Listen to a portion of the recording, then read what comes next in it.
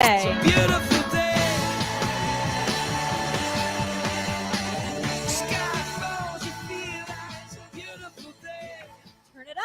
It's Sports Day with Dan Day. Oh, I was so excited about today. About, I don't know, 2-3 weeks ago, I figured, come on here, hang out a little bit, then go watch the Dolphins in the playoffs. Thought the Dolphins were going to win last week. So sure of it. And now, not so sure of it. In fact, I am sure of it. They're not in the playoffs. Figured it'd be a good day. Dan Day. Talk about the Dolphins, get some pregame action going, then head on out. Maybe a neighborhood dive bar, Bob's Your Uncle, on the rocks. Maybe Duffy's in Plantation. Maybe Hooters and Hialeah. Nope, none of that. We're here watching all the other teams play. Everyone else being successful that beat us during the regular season. Throughout the next couple hours, I'm going to talk about what the Dolphins did and what they can do to ensure that next year at this time, they are playing. I am Dan Day, by the way. We are live on Twitch, YouTube, just look 560 WQAM. You can hit me up at Dan Day Radio. That's Twitter, Instagram, Facebook, TikTok, maybe one day OnlyFans. Just have to wait and see. Always running and gunning, always moving and grooving. Glad to be with you on a Sunday fun day. Ma cousin Vladimir Louison, he is celebrating his birthday somewhere on this earth. Didn't tell me where he was going. I heard he did catch a plane. That's about all I got right now. So, Vlad, if you're listening, watching, alive, happy, I guess, belated birthday now. Yesterday was his birthday. Nonetheless, celebrating and feeling good. Woo! That's right. Solo dolo right now. RVA Richie, he's jumping in, puts Dan solo on the YouTube and Twitch. Love when you listen, Richie, up there in RVA, Richmond, Virginia. I knew a guy that lived in Richmond, Virginia one time. He managed a lot of strip clubs. This is the honest to God truth. He managed a lot of strip clubs. He said it's a very, very stripper-friendly area. Richie, maybe not. Let's not digress too much. Let's get back into the sports. Some headlines. So proud of Lamar Jackson. The big knock on him, can't win a playoff game. He's only won one playoff game. He always has the best team. This year he has the best team. You better watch out. The rookies are going to get him. The Texans are coming. Watch out. Yeah, you better watch out. Lamar Jackson, put some respect on that name. Pompano Beach's own. Boynton Beach High School. Louisville Cardinal.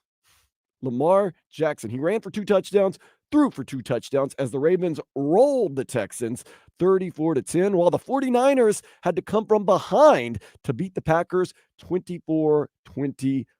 I'll tell you this, I did not see the Packers doing this well, A, this season, and B, this postseason. The Packers, they just no doubted the Cowboys last week. And you say the Cowboys are the Cowboys. They're going to be the Cowboys, the Cowgirls in the playoffs and all this stuff. True. Nonetheless, Packers did a great job. And then yesterday, I know it was rainy, it was cold, the weather was a deal. Packers had the 49ers on the ropes. I wanted to see the 49ers go down so badly. But no, Packers fall 24-21. Today, we got more action, Jack. 3 o'clock, Lions versus Buccaneers. 2 teams that, if you asked me at the beginning of the season, would they make it to the NFC Championship game? I'd have told you, they'll be lucky to make the playoffs. Well, one of those 2 teams is going to the NFC Championship game. The Lions, they haven't been since 1991. They hadn't won a playoff game since 1991. This is their chance, after they won last week against the Rams, to advance to that NFC Championship game. The city of Detroit behind them, the Buccaneers. This could be Baker Mayfield's big moment. It's an interesting situation. I don't know if Buccaneers fans are 100% sold on Baker Mayfield, but they kind of have to be, especially if he wins. You can't get a new quarterback next season, can you? I don't know. It seems like, well, it worked. You got to give him another try. So whether you like Baker Mayfield or not, as you're a Buccaneers fan, you're kind of stuck with him. I know on Dan over at Yeasty Brews in Lauderhill, he's a big Buccaneers fan. I'm going to have to go have some beers over at Yeasty Brews and ask him, how do you feel about Baker Mayfield? Do you love him? Do you hate him? Are you stuck with him? I think you're stuck with him if you're a Buccaneers fan. So, man, especially if he wins today. Interesting, but interesting games today. That's the first storyline. And you know, I love storylines. Lions, Bucks, one of those teams advancing to the NFC Championship game. And then, of course, at 6:30, the game everyone is waiting for. Everyone has an opinion about. Chiefs, Bills. The 2 schools are simple. Chiefs, always beat the Bills in the playoffs. They're the defending champs. Ric Flair it. To be the man, you gotta beat the man. And I'm the man. That's the Chiefs. A lot of people say it doesn't matter that it's at Buffalo. Doesn't matter that Buffalo is trending, quote unquote, upward. The Bills, they always shrink in the spotlight. This is the time of the year where the Bills just whittle away no matter how good they are. Then there's the other school that says, this is the Bills' time. They've rebuilt this team different this year so they can win this game and win this time of the year. They might have had their faults in the middle of the season, but towards the end, they have just trended upward. It's a new Bills team, and they are going to show a team that the Chiefs that has been questionable this year. I kind of think the Chiefs have been lying in wake. Like, let's just get through the regular season and we'll make our mark in the postseason. We'll find out today if the Chiefs really were a team just kind of waiting around for the postseason, a wily veteran championship team saving their energy for the important big games at the end of the season, or if they've had problems all year and we've seen it and it will continue. Going to be an interesting game. Both of them going to be interesting and great. I'm 2-0. Now, remember the first week, my predictions for the playoffs, I was 2 for 6. Not very good. I barely got the Lions and the Bills through. Yesterday, I said rock chalk it. Let's go. I said Ravens will win. Boom. I said 49ers will win. Boom. Today, I just do not like the Buccaneers growing up in New Orleans, Tampa Bay. I got the Lions. I got the city of Detroit behind them. And I got the Chiefs because I'm one of those guys that really thinks the Chiefs kind of just hound dogged it during the season, got through. Now they're really focused. Now they're really playing. They got the best quarterback in the game. They got one of the greatest coaches of all time. They got one of the greatest tight ends of all time. They've got a good defense. They're still the man. Buffalo's going to be Buffalo. I'm in that school right now. That could change throughout the show. I might talk myself. I've been known to talk myself into other things, but for right now, that's what I got. We'll see how it goes. Christian Wilkins delivered an emotional message to his teammates following their loss last week to the Chiefs. Here is what it sounded like. Love y'all, keep fighting. Remember this feeling when y'all training in the off season. Take this with you for real, because and just have the right mindset when you come back next year. And just be ready to kill everything, man. Love y'all. Fins on 3. 1, 2, 3. Yes. Should we read into that? He didn't say we need to, because remember, he is going to be a free agent very soon. He said, take this with y'all. Take this with you. He didn't say we need to take it with us. So he is a free agent. He did say this was the funnest season he's ever had as a Dolphin. But once again, money talks. They did not sign him to that contract. Once again, let's listen. He never says we or us. He uses you. Love y'all, keep fighting. Remember this Love feeling you. when y'all training in the off season. Y'all training. Take this with you for real. With you. And just, have the right mindset when you come back next when year. you come back next year. Just be ready to kill everything, man. Love y'all. Love y'all. Fins on 3. 1, 2, 3. Yes. All right. I think I'm reading into it a little too much, but nonetheless, Christian Wilkins, we hope that he stays with the Dolphins, but at the same time, also hope my man gets paid wherever that may be. We still love you, Christian Wilkins. Just don't hurt us if you go to another team. Canes men's basketball team lost at the buzzer yesterday when Syracuse's Quadir Copeland hit a 3. The final score, 72-69. 69. Next for the Canes, Notre Dame in South Bend. That is going to be Wednesday at 7. Florida State running back Rodney Hill will transfer to Miami. As a reserve, he rushed for 190 yards and 1 touchdown last season. He will be a preferred walk-on with the Canes. So running back stable. We'll see what happens. The more running backs, the better. The more talent, the better. He's coming as a preferred walk-on, not even taking up a scholarship. I like that. John Ruiz, if he balls out, break him off a little bit. You got the money. The Heat are in Orlando tonight to face the Magic at 6. They are favored by 1.5. Jaime Jaquez Jr. is out. Tyler Hero is questionable. We're going to 4:45 today. Then it's going to be my dude Alejandro Solana taking over with preheat. Tommy Tighe going to get you the pregame. Jason Jackson going to be on the call. Then Tommy Tighe and Alejandro Solana going to have postgame for you. Marlins pitcher Jesus Luzardo held his youth baseball camp this weekend at his alma mater, Stoneman Douglas. He and the organization recently did come to an arbitration agreement, and he will be back on the mound next season for the Fins. And remember, there are reports that every single Marlins game will be on Amazon Prime next year. I think that's going to happen. I don't know if I have Amazon Prime or not. I don't even know what streaming services I have, but I do know that I have a computer and a website. And I've already said too much. Let's just move on with the headlines. DM me if you need that. Following a 9-game winning streak, the Panthers are now mired in a 4-game losing streak after falling to the Minnesota Wild 6-4 the other night. They are in Nashville tomorrow at 8 to take on the Predators. Inter Miami, they continue their preseason tour. They're going to be at the Cotton Bowl tomorrow at 6 when they face FC Dallas. The U.S. men's national team fell to Slovenia 1-0 yesterday in an international friendly. Many of the big names, though, did not participate for the Yanks yesterday. Today at the Australian Open, heck yeah, Coco Gauff advancing. I don't say heck yeah to this. I'm kind of not a fan, but Novak Djokovic, he did advance to the quarterfinals also.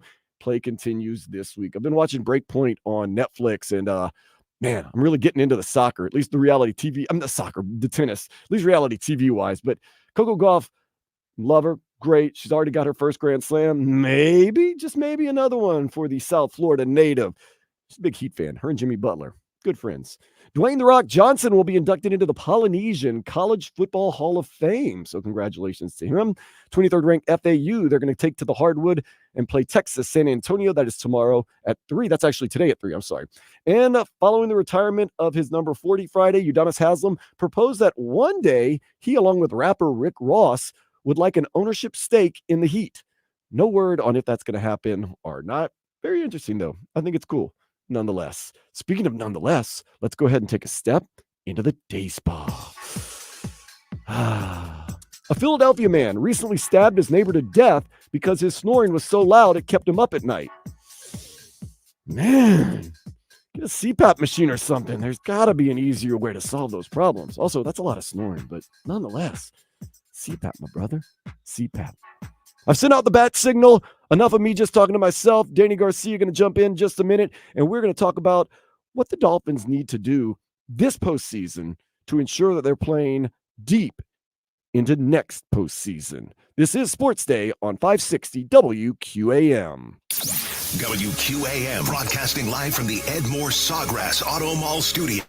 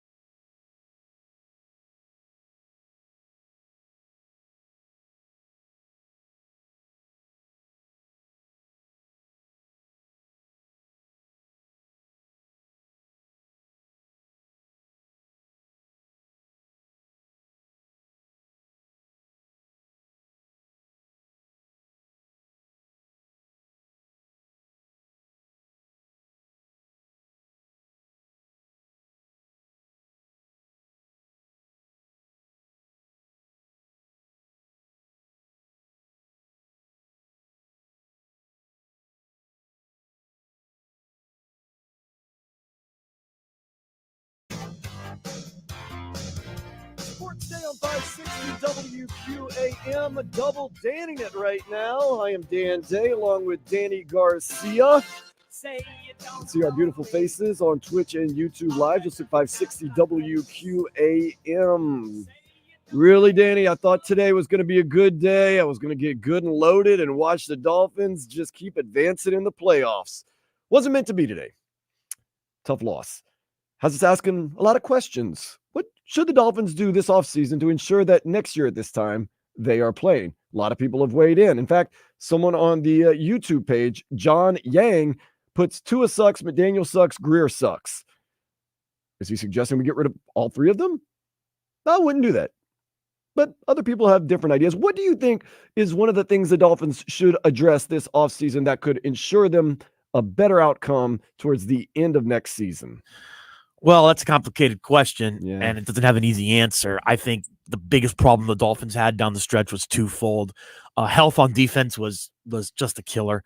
I mean, you looked at the injury list; it was basically an all-star. It was basically all our stars on defense were out, except with the exception of like Jalen Ramsey and Christian Wilkins. Everyone was out. So Zach Sealer played. you need health, number one.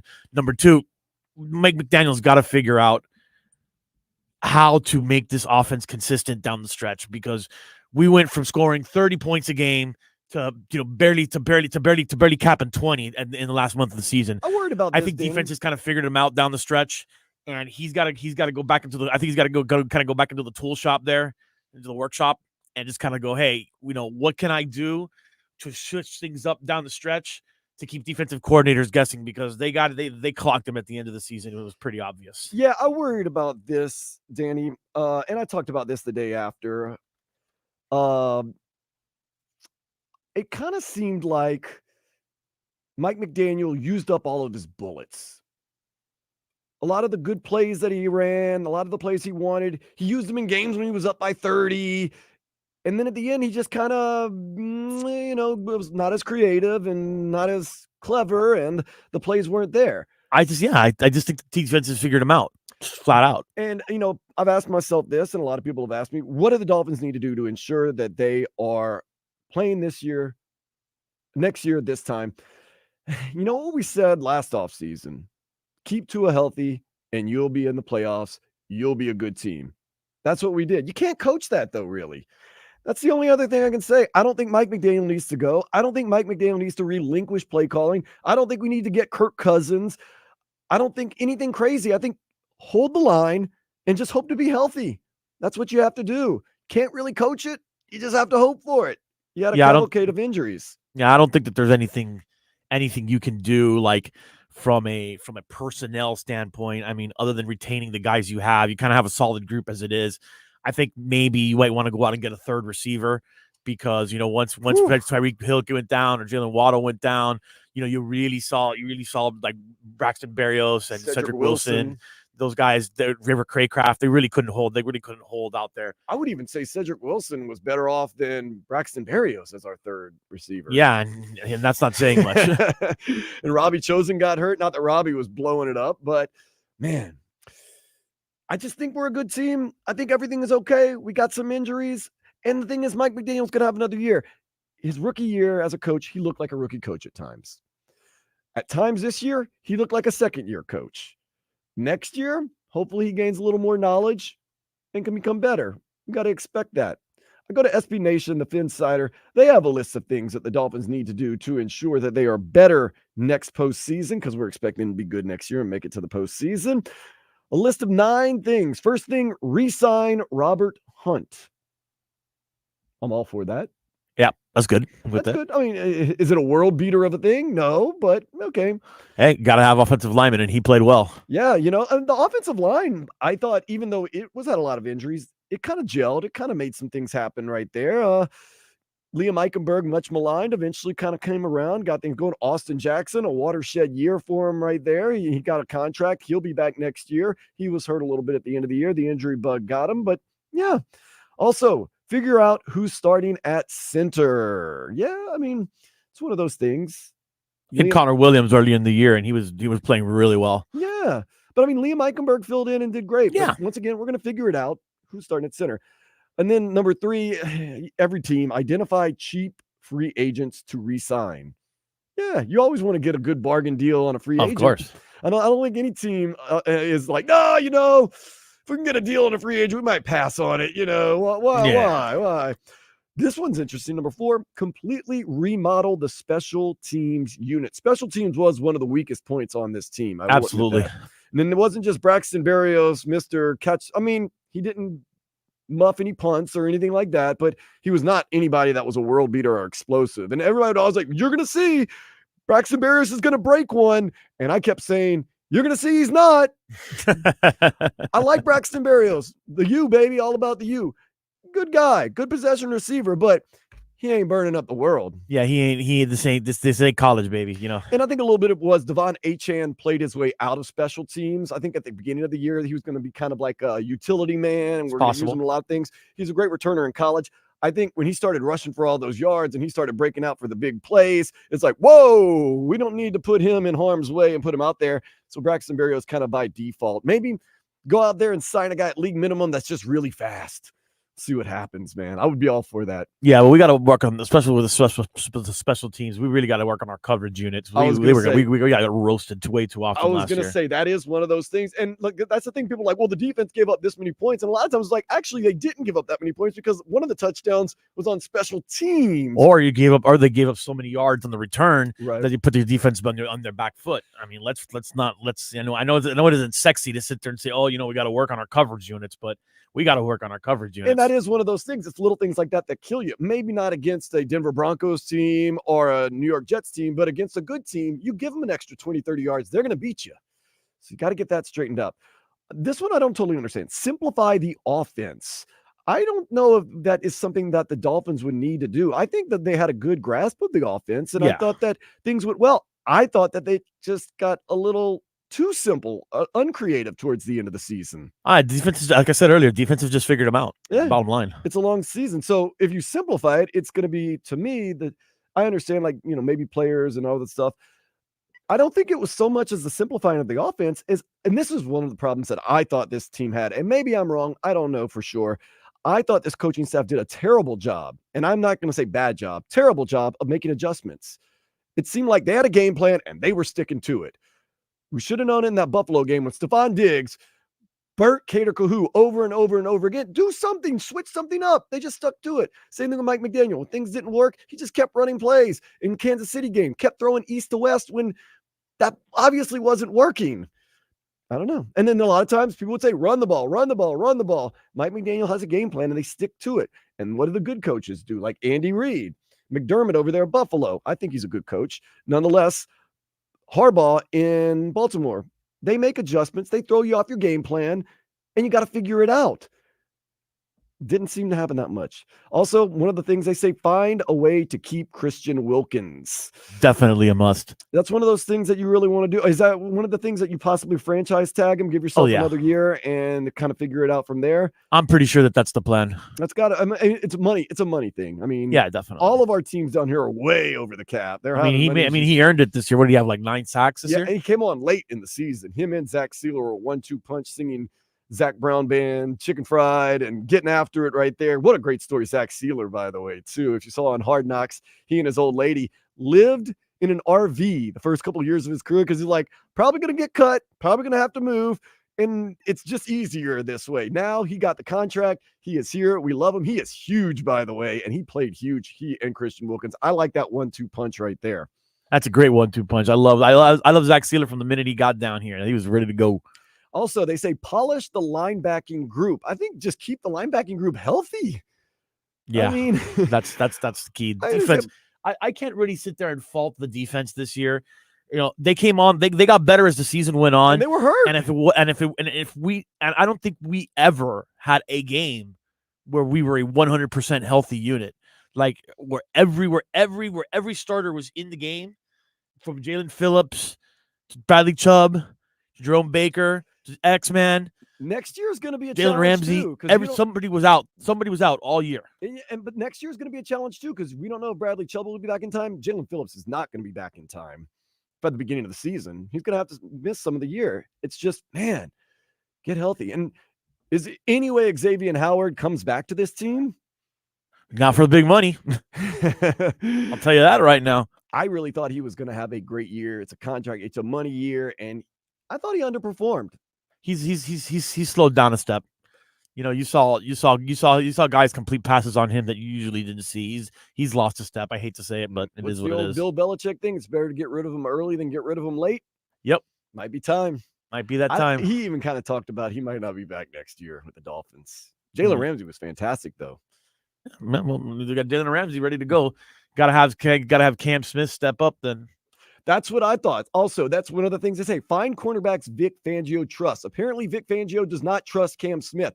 In the preseason, I watched Cam Smith very closely. He seemed like he was always in position, and he seemed like he kind of knew what he was doing. He never saw the field.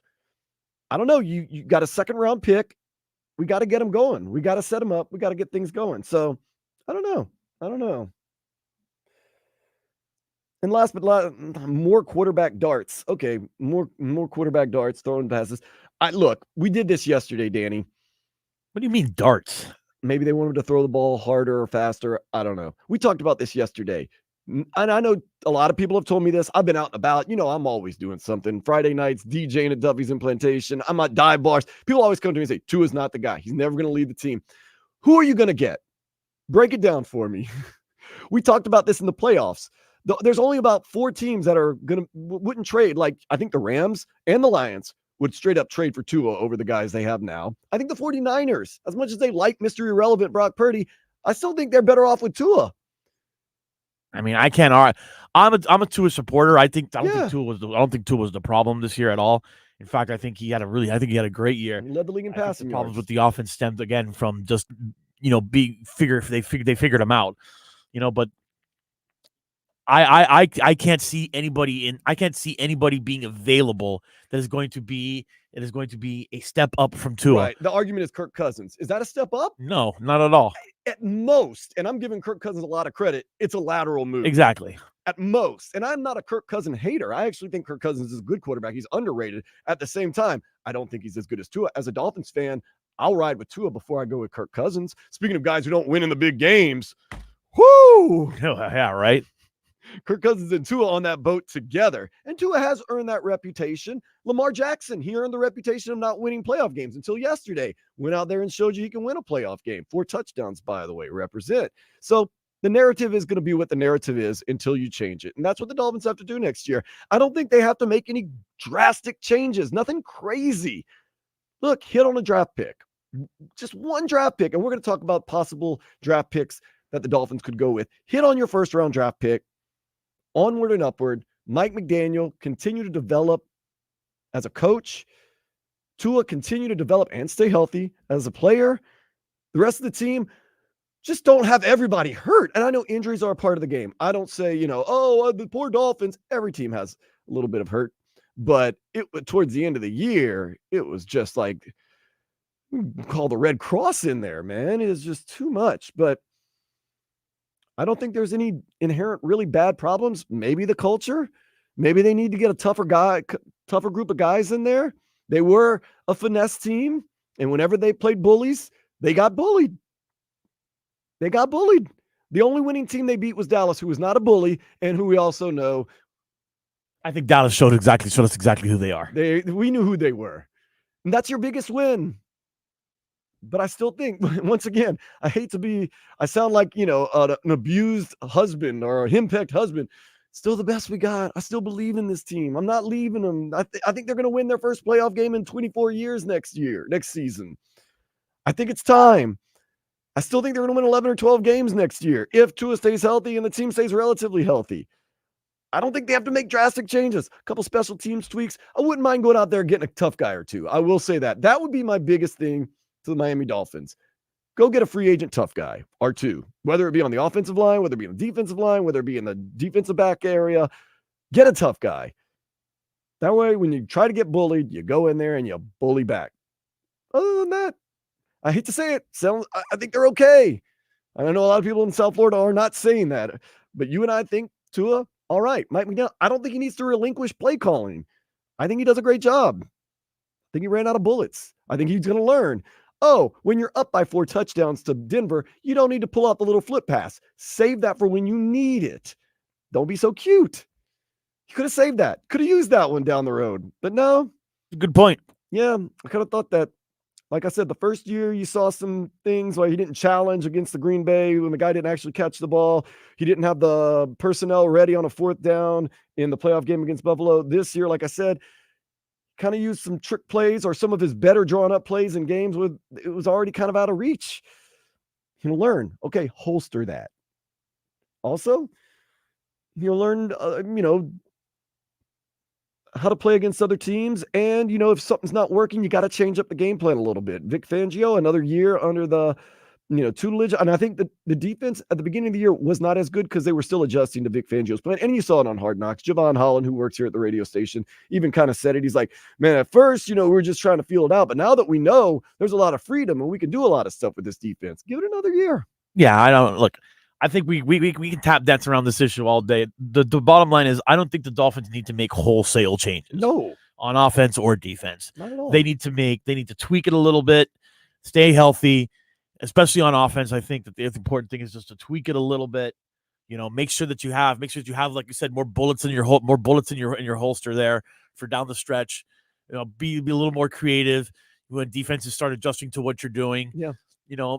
And see where we go from there. I mean, that's basically that's all you can do. I mean, there's nothing unless you want to rip this team apart and start back to where we were in 2019. Rip apart a playoff team and start from ground zero. And that's just ridiculous at this point. I don't want that.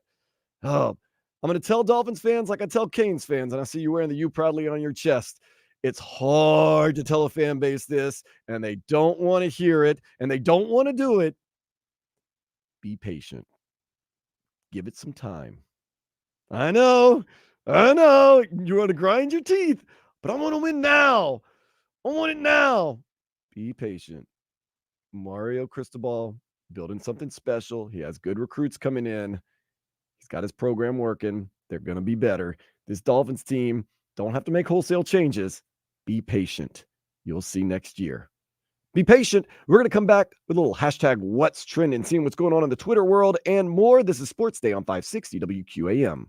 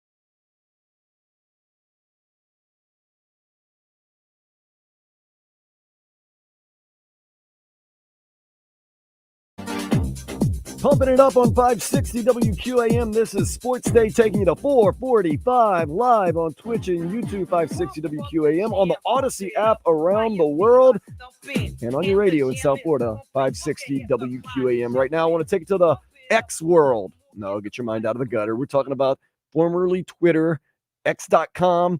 See what's trending right now in the sports world and the world in general. I don't know if you've seen this, Danny, but I'm going to do some things that just make you angry as a South Florida sports fan because it's what's trending. I got to be honest. Paul Pierce is trending.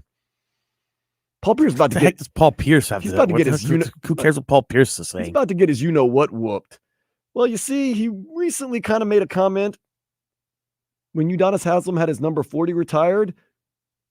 Steven Jackson says UD's getting his retired jersey number is earned, not given. Paul Pierce replied, "This one given, bro. Just saying." With the emoji. Dude, what's Paul Pierce's problem, dude? What in the hell, bro? Dude, hey, let me tell you something. He's got to send the Heat have to bill Paul Pierce for how much rent they're taking up in this guy's head. I mean, he's every day. Oh, I'm better than Dwayne Wade.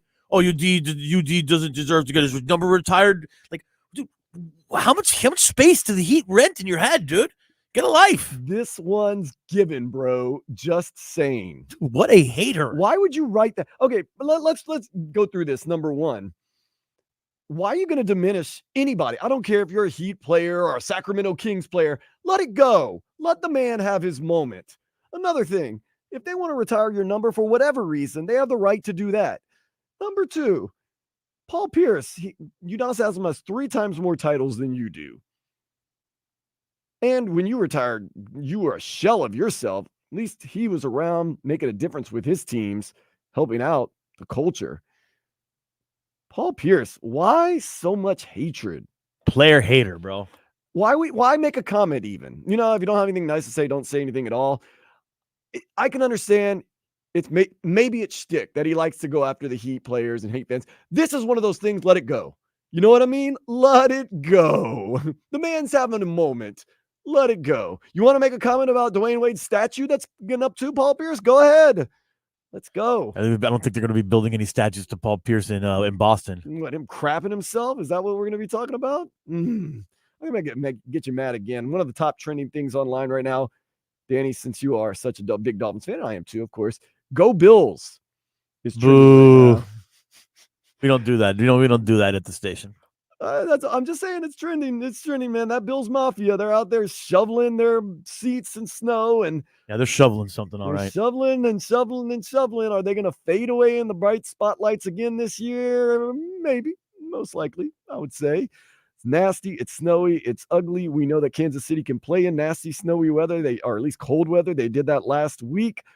And then apparently it's a trend to post your kids saying "Go Bills" and Bills Mafia online.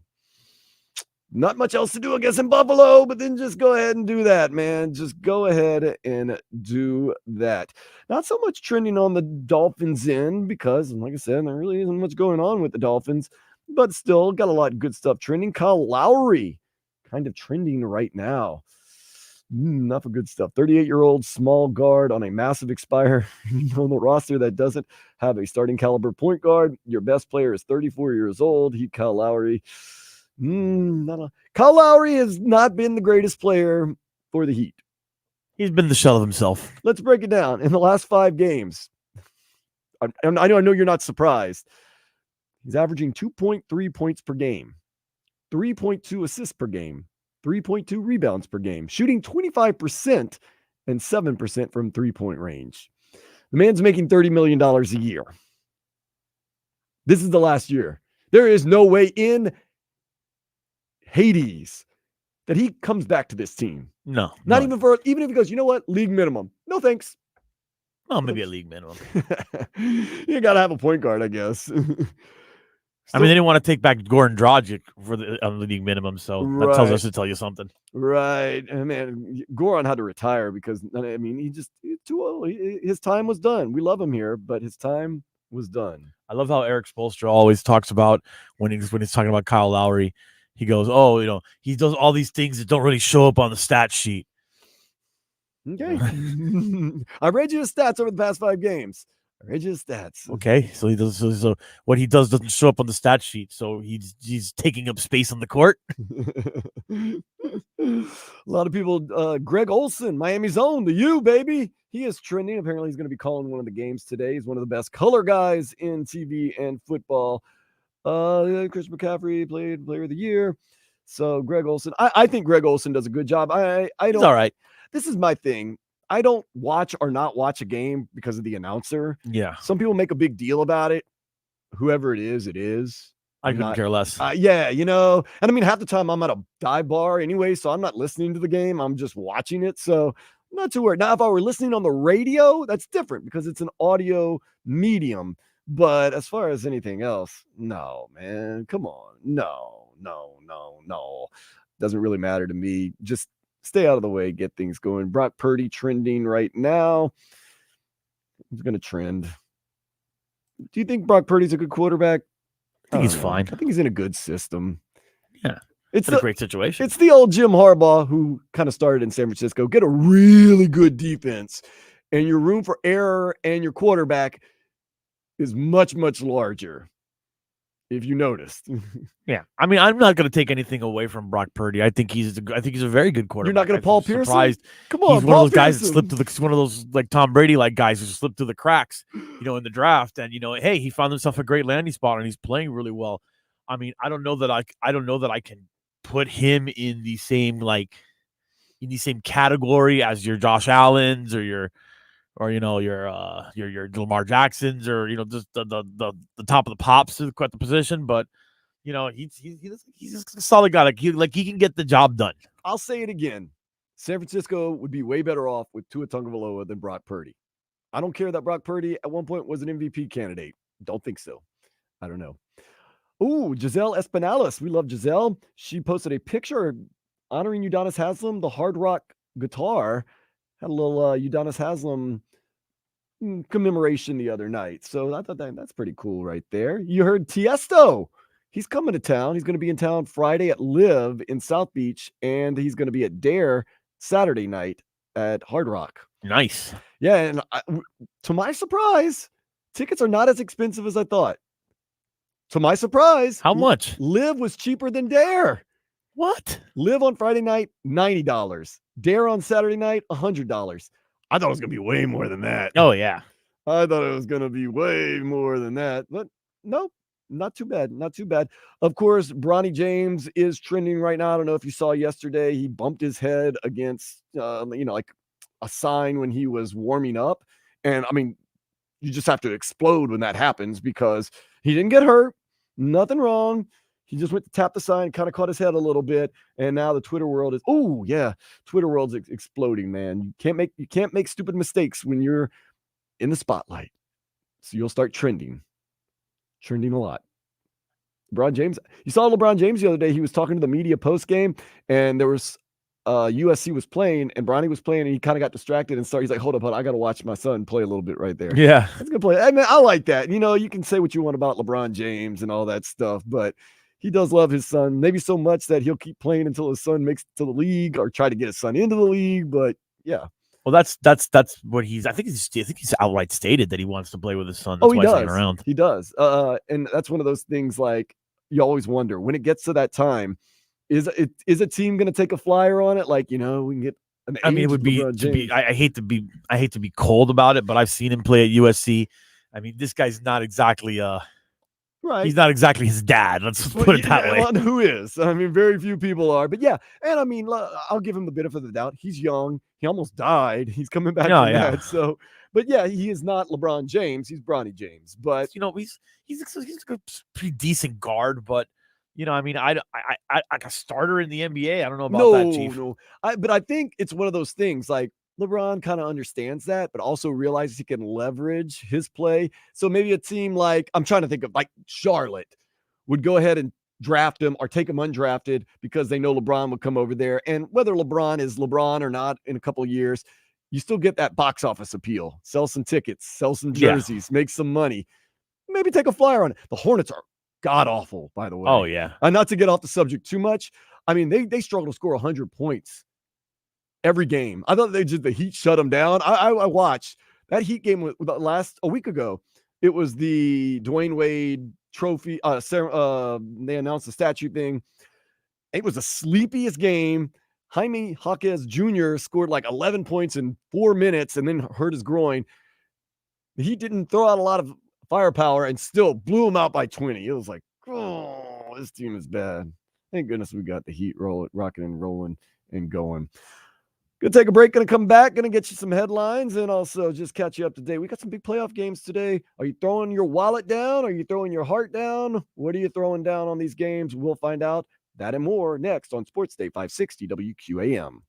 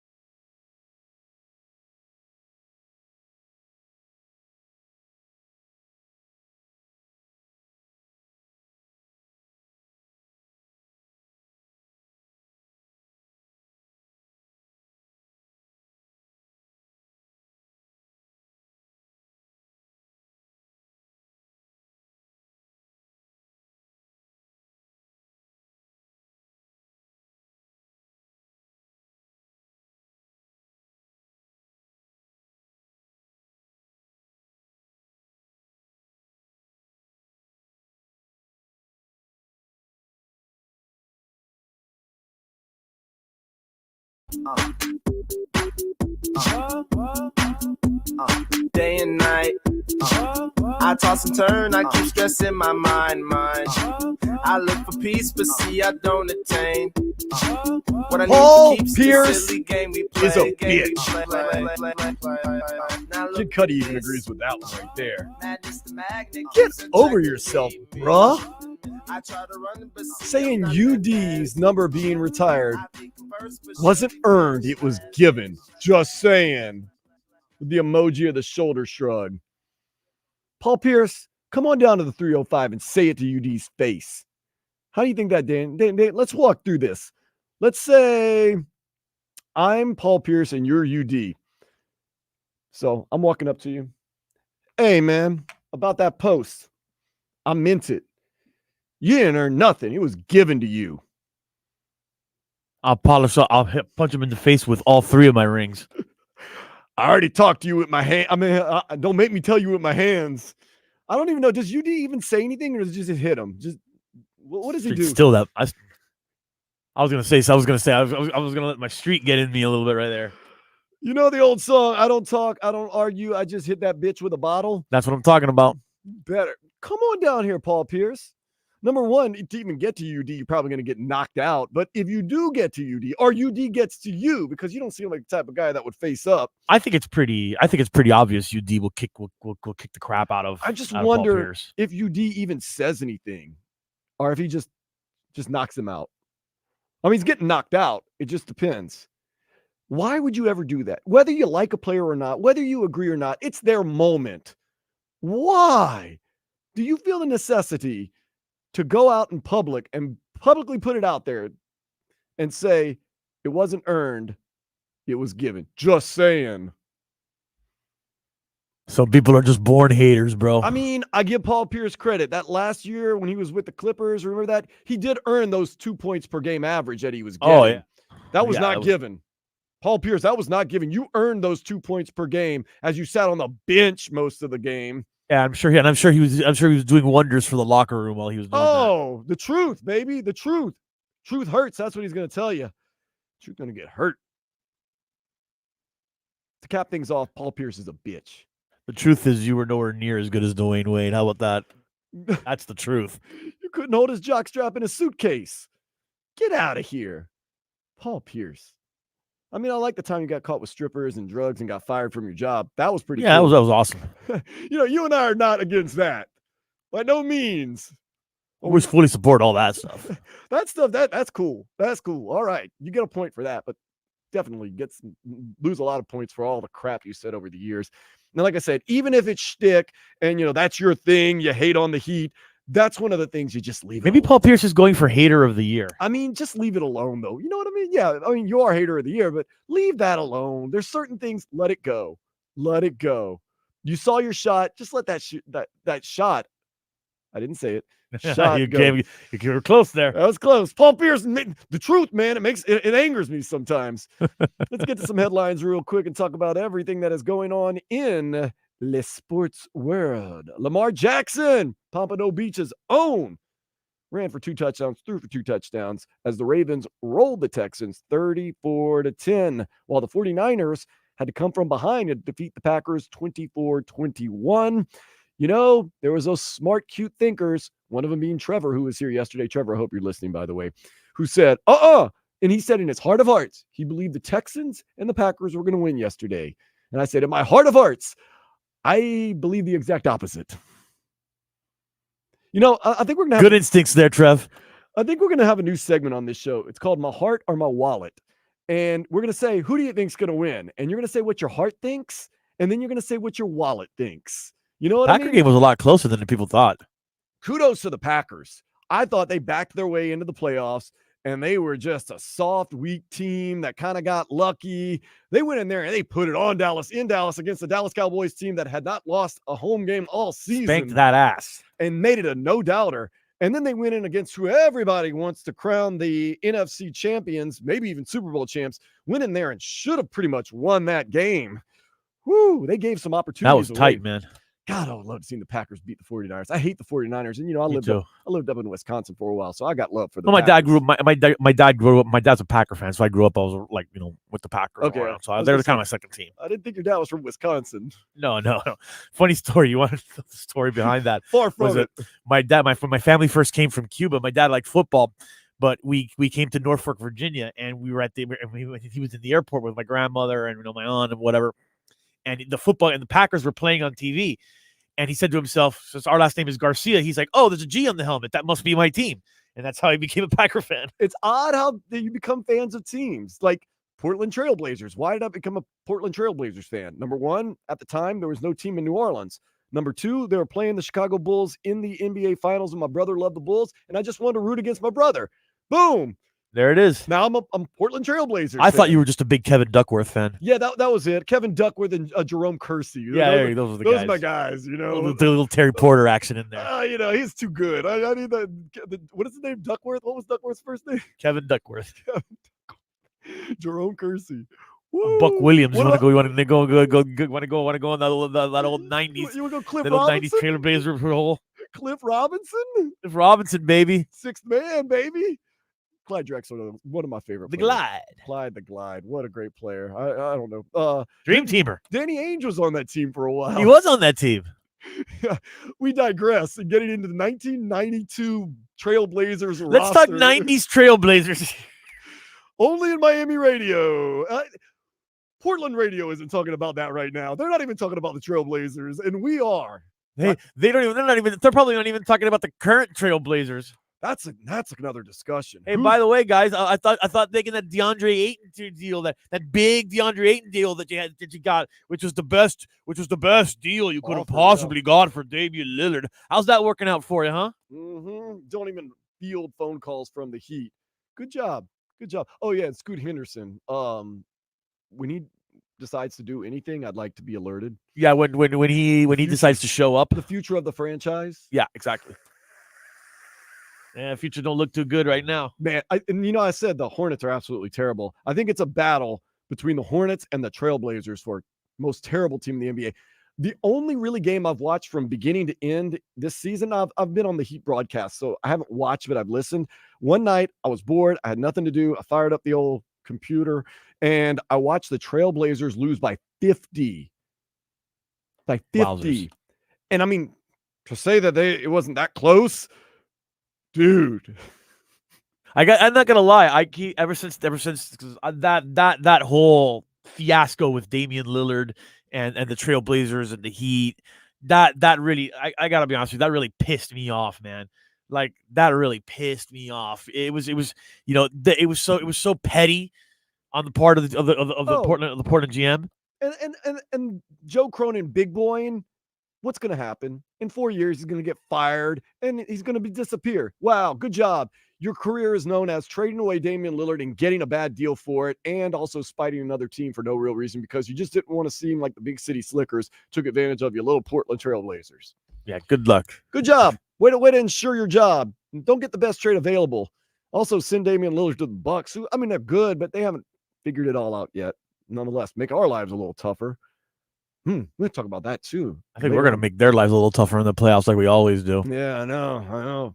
Although they got a good lineup, man. But once again, got to play it. Got to play it. Hey, let me tell you something. You know how I feel about Giannis. You still call him that? He's got no gramba. That backhanded compliment by mispronouncing his name. You've done it for years, Danny. Damn straight.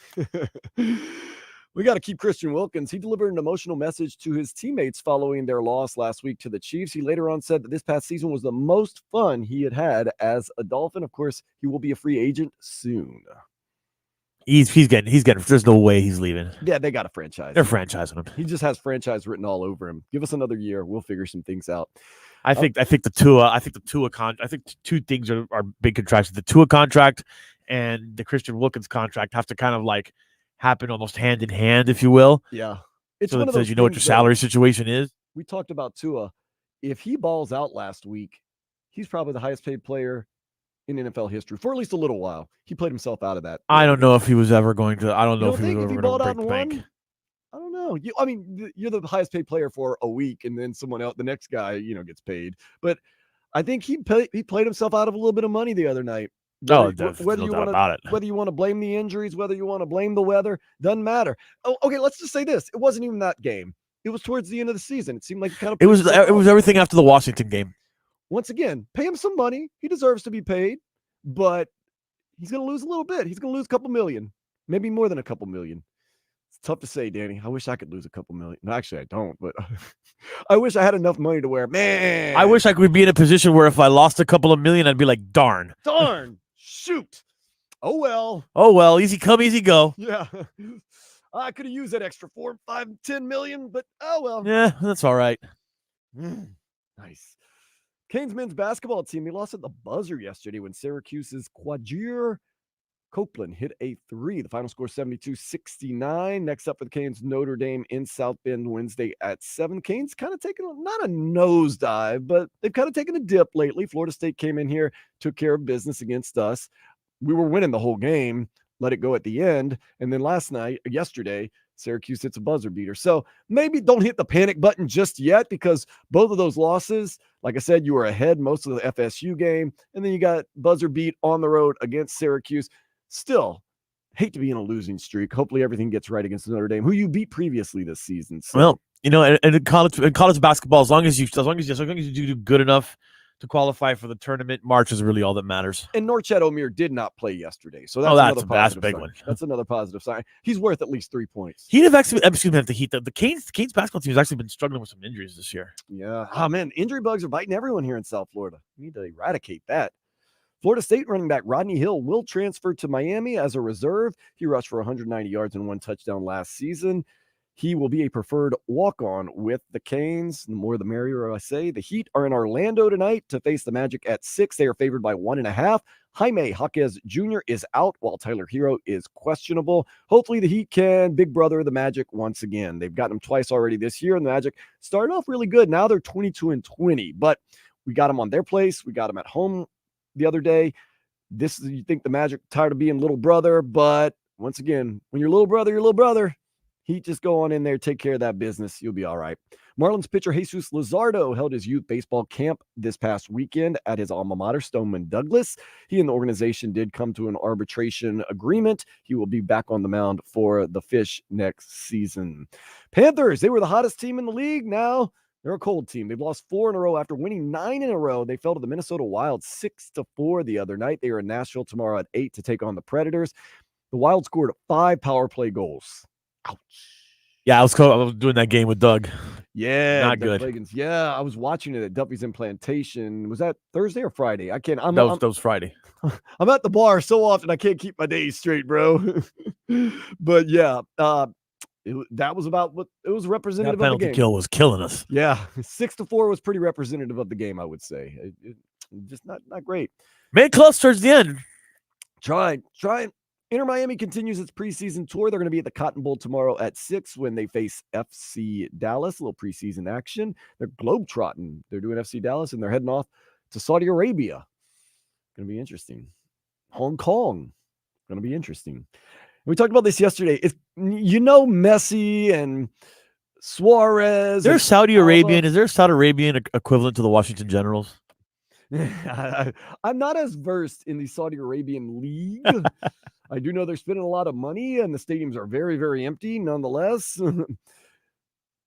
they're playing, and it's all a move to get him out there, and him and Cristiano Ronaldo to play against each other. But you got to feel as though Messi doesn't want to play in a lot of these games, but he kind of has to, because that's the whole box office appeal. Yeah, you can't go to El Salvador and not play, because you kind of be seen in an unflattering light, especially in Central and South America. So you got to kind of play. Good thing Messi's in top shape. Good man. Ready to go. Suarez's knee got a little, but we'll see. U.S. men's national team, they did fall to Slovenia 1-0 yesterday in an international friendly. Don't worry about it. It was a throwaway friendly game. No big names really played, so we'll just kind of have to see where that goes. Australian Open, Coco Gauff advanced. Novak Djokovic advanced. Quarterfinal play will continue throughout this week. Dwayne "The Rock" Johnson will be inducted into the Polynesian College Football Hall of Fame. And I think didn't Tua just make it in? He's gotta be, man. Tua had a way better college career I think he did. I think he's in the Polynesian. I remember hearing that recently. I mean, we can now the long list of good Polynesian players is longer and longer and longer, but you got to feel Tua, Troy Polamalu, Palomalu. Dwayne the Rock Johnson. I think Dwayne the Rock Johnson's more in for being the Rock than he is what he did at the U. But hey, I'm not diminishing that.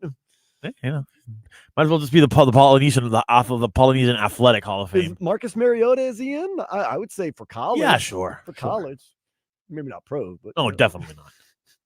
23rd ranked FAU. They're going to take to the hardwood. Texas San Antonio. That is about to start at 3:00. And following the retirement is number 40 on Friday. Udonis Haslam says he and Rick Ross want to team up and try to get an ownership stake in the Heat. No word on if that will happen. One thing is for sure, Paul Pierce would get mad if it were to happen. Good luck with that. That'd be interesting. Man, UD and Rick Ross walk in the room? Man. I don't know if the Arisons would sell even a piece of that. No, I don't think so.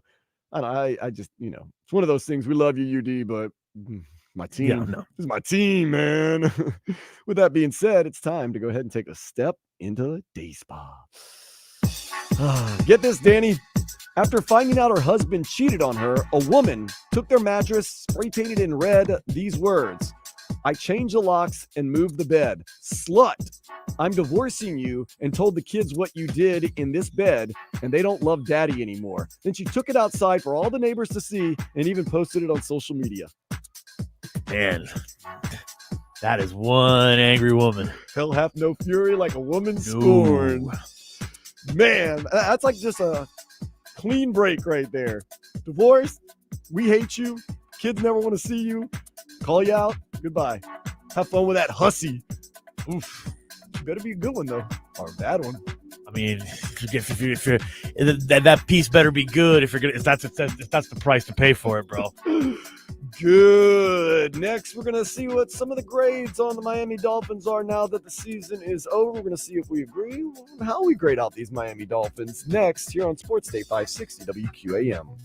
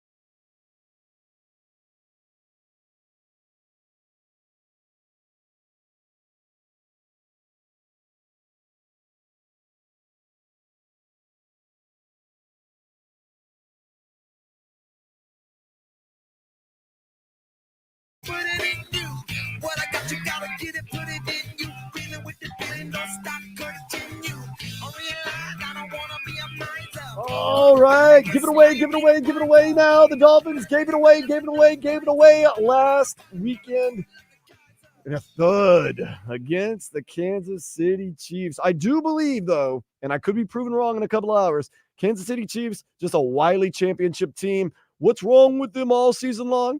They're getting by. They're like the Miami Heat. They're just going to get by. Is that John Legend? Either way. And they've saved it for the playoffs. They know what to do. That's why they looked so good last week against the Dolphins. And they didn't even look that great, but they really didn't look that good against the Dolphins. They did what they needed to do. The Dolphins could have easily won that game with a little more health on defense and just a little bit more. Andy Reid had the mustache issue, I have a theory on why he had such a big mustache issue, especially in the first half. Because he was Boogers. I think he was trying to get hyped for the game and get motivated, and it keeps you warm too, Deep sniffs pregame. You get a little drip. I don't know if you know, but I'm just saying, I think Andy Reid was on some stuff. Wouldn't surprise me. I mean, they don't drug test the coaches, do they? Nah. You're fine. Didn't feel like drinking coffee to stay warm. He found another way to get warm. Nah, Andy Reid's main vice is McDonald's, baby. That dude can eat. I mean, he doesn't even hide it. Go for it. Hey, more power to you. Let's talk about the Dolphins. Let's not have recency bias and say, it was a total failure of a season. Grading them out. What we're going to do, DG, is we're going to look. Daniel Oyafusi of the Miami Herald kind of graded the team out after another first-round playoff exit. And we're going to see whether we agree and what we give the different types of parts of the team grade-wise. And then we're going to give an overall grade for the season. Not for the playoffs, not how you feel now, but for an overall. Vlad and I did this the other day, and I was surprised at what Vlad gave the Dolphins a grade. I'm going to see if you maybe agree more with me, maybe agree more with Vlad, or maybe go in a totally different direction. But let's first start with the quarterback. What would you give Tua Tagovailoa on the season as a grade? Ooh, that's tough. Because you have to factor in everything. I'm going to go B-. Okay, B-. Daniel Oyafusi gives it a B+. Okay, I'll take it. I want to give him an A-, but the glaringness that he in big games did not play exactly big and did not win these big games makes me say, B+. That's where the minus comes in for me. I see. He led the league in passing. His efficiency, staying healthy was a big issue. He did that. He proved that they could win a lot of games. But like I said, at the end of the season, when you really want your quarterback to step it up and make it happen, he seemed to be somewhat, I would even say fair to Midland. Is that fair to say? He wasn't just average. He was kind of a little bit below average. But overall in the season, it was a watershed year for him. I go with the B+. The running backs, what would you give the running backs when it comes to the entire season? I would give the running back unit, honestly, a full A. Yeah, that's what the Miami Herald is giving him. I'm giving him. Yeah. They played. They did. Raheem Mostert had a career year. That's true. Devon Achane showed you something. Yeah, and other Jeff guys. Wilson played pretty well in spots. Jeff Wilson was tough when he had to be. Yeah, let's go with an A. We'll agree with that A. The wide receivers. What would you give the wide receivers for the Dolphins this season? Wow, it's tough because Tyreek had such a great year. That was an A+. Jalen Waddle was kind of inconsistent. I don't know if it's because they were trying to get the ball to Tyreek all the time or not. Right. I mean, but then the drop off after with Tyreek in there, it's an A. Without Tyreek, I think we're probably looking at a low B to a C. Yeah, but with Tyreek, A+. Waddle, he still got over 1,000 yards this year. Yeah, 3 years in a row. But his touchdowns were down big though. I thought, that is true, and they didn't go to him as much. I thought Cedric Wilson Jr. was a pleasant surprise. I thought Braxton Berrios was marginal, and some of the other guys, there was no outside of the main two. I'm sorry, Cedric Wilson does nothing for me. Okay. Braxton, I love you, man. Good possession receiver, but you made almost no plays this year. Maybe Tua just didn't look his way. River Craycraft does nothing for me. Robbie Chosen does nothing for me. Like, honestly, you're starting to make me want to grade them down. The Dolphins have to do in the offseason. To me, the priority is to beef up this wide receiver unit because once one of those guys goes down, the whole thing falls apart. They need a solid number 3. I missed. You know who I missed? I missed that guy we had the year before, Evan Scherfeld. Ah, That was a guy who could get to the house anytime. He fit right into the offense. I was really hoping Eric Uzukama would step up this year. He looked very explosive in the preseason. I thought maybe he figured out this year he had a quote-unquote hurt neck. I don't know how much it was hurting or how much they just didn't want to play him or didn't want to dress him. Maybe. But, yeah, I'll give him an A- simply because Tyreek lifts that whole unit. Are so high, but then the gap, and I give it an A- just simply for the fact that what those guys can do. Tight end. I thought Durham Smythe was more than admirable this year. I thought he was a pleasant surprise. He was great blocking. He was great blocking when they threw to him. He was consistent with his hands. Oh, I'm trying to remember the other guy, Hill. Hill looked good too this year. Undrafted rookie Hill. He looked really good. I give him his first name. It's driving me crazy. His name's Julian Hill. Julian Hill. Thank you. Yeah, Julian Hill looked really good this year. I give tight ends. A B. Probably solid B. Yeah, they give him a C-.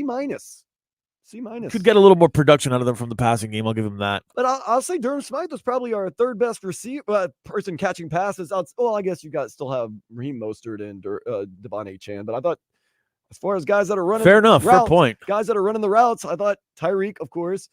Then, of course, Jalen Waddle. Then you had Durham Smythe. When you needed it, you had it. The offensive line, how do you even grade them? Because it was a different line every week. I can't grade them. I'd give them an A for. I'd give the unit as a whole an A because they figured things out. And God bless. I mean, I don't think that there was one game. I was listening to Omar talk about this the other day. I don't think that there was one game where the Dolphins had the same unit start week to week. God bless Liam Eichenberg. For years, he has just been. He found his place at center, man. And he went in there, and it's got to be hard knowing and hearing all that. And then when you were needed the most, when no one's relying on you and everyone's like, oh, here we go, going out there and showing out like that, give him credit. Teron Armstead, he's never going to be healthy again in his life. He went out there and gutted it out. Those guys were good. I thought they were good. How do you grade them? I don't know. Health is a big issue. The defense, overall, defensive line, I go A-. Yeah, I'd go. I thought Zach Sealer was unbelievable. Christian Wilkins, towards the end of the year especially, really good. Raekwon Davis did his thing. I like the defensive line. Yeah, I'd agree with that. A. Solid A. Solid A. Inside linebackers. Okay, we're kind of linebackers as a whole. I mean, it's so hard to judge with the help. The linebackers do so many weird things, like they're pass rushers, and then the inside guys being the inside guys. And I would say as a whole, B-. I'd give the unit an A. Okay. Especially when they were all healthy. Andrew Van Ginkel, give him credit. Pay that man. Whoever, someone somewhere, pay that man. He stepped up when there was all types of injuries, played well, then he got injured. Of course, my Duke Riley from LSU, great guy. There were some plays he looked really good. And there were some plays he looked like he was a backup. David Long was good. Jerome Baker was good. Jerome Baker with the health, that's another issue. When your top play caller on defense gets hurt, breaks his hand and all that other stuff, it's tough. It's tough. Cornerbacks, Jalen Ramsey, you get an A from me. Absolutely. Xavier Howard, you get a C from me. Fair enough. You're supposed to be locked down just like Jalen Ramsey. And I mean, Kader Kuhu, love you. There were some times you got burnt this year. It's going to happen in the NFL, but you can't give them a great grading out on that. Safeties, they were good. You had one of the best safeties in the league, Javon Holland, until he hurt those knees in the Jets game. Special teams. What do you give special teams, Danny? Oof, D. They give them a C-. I'd say they were a D, man. Yeah, because they were below average. They were below average, so you can't give them a C. C's average. And look, I have no problem. I mean, I'm not totally happy with Jason Sanders, but I'm fine with him at this point. Connor Bailey was good. I thought Jason Sanders kind of caught a little too much heat this year before he started the year off a little. Yeah, not good. Got better down the stretch. I'll give him that. When you needed a field goal, he was there though.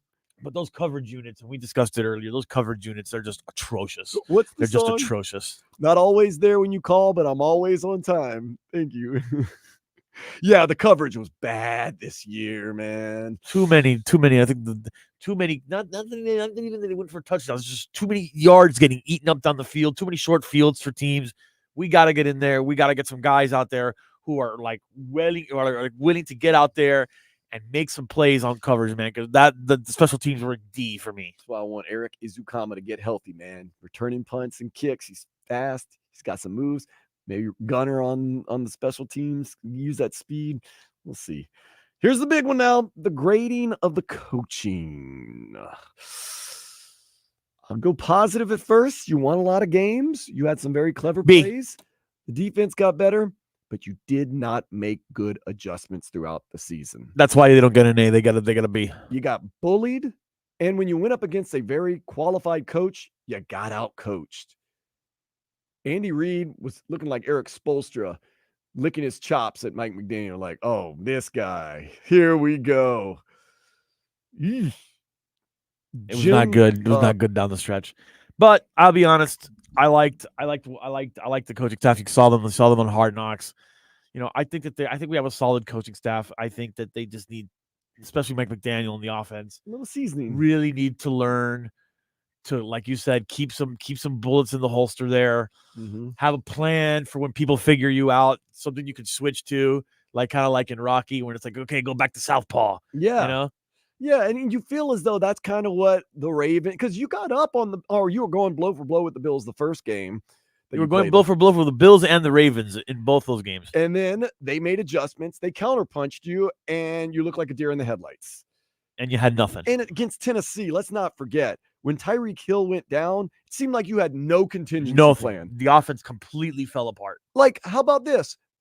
Okay, you're a huge part of our offense. What do we do if, say, you get hurt? It seemed like they and then the next game against the Jets, they had time to game plan, and they figured it out, and they looked good. But against Tennessee, they look like a deer in the headlights when Tyreek Hill. They just don't adjust. You're right. They just don't seem to adjust very well. And that's why I said a third receiver is important to me, because if Tyreek goes down or Jalen Waddle goes down, you can see the rest of the unit just suffer without it, because they're not good enough. And we're not good at making adjustments on the fly. We're just not. We seem like we have a game plan, and we're doing it come hell or high water. There is no plan B. There is no contingency. We're just going to go out there and run it because it's supposed to work. And give them credit. In the games that it worked beautifully. Didn't deviate. Sometimes you got to make an adjustment. We'll see. That's an A when you don't adjust right and lose games. But next, Danny Garcia, we're going to do a little nayer day. Going to run back some of the things that happened in the sports world, and we're going to give it a nay, maybe a thumbs down, or a thumbs up here on Sports Day 560 WQAM. Hey, want to see the ugly mugs that go along with our Malone?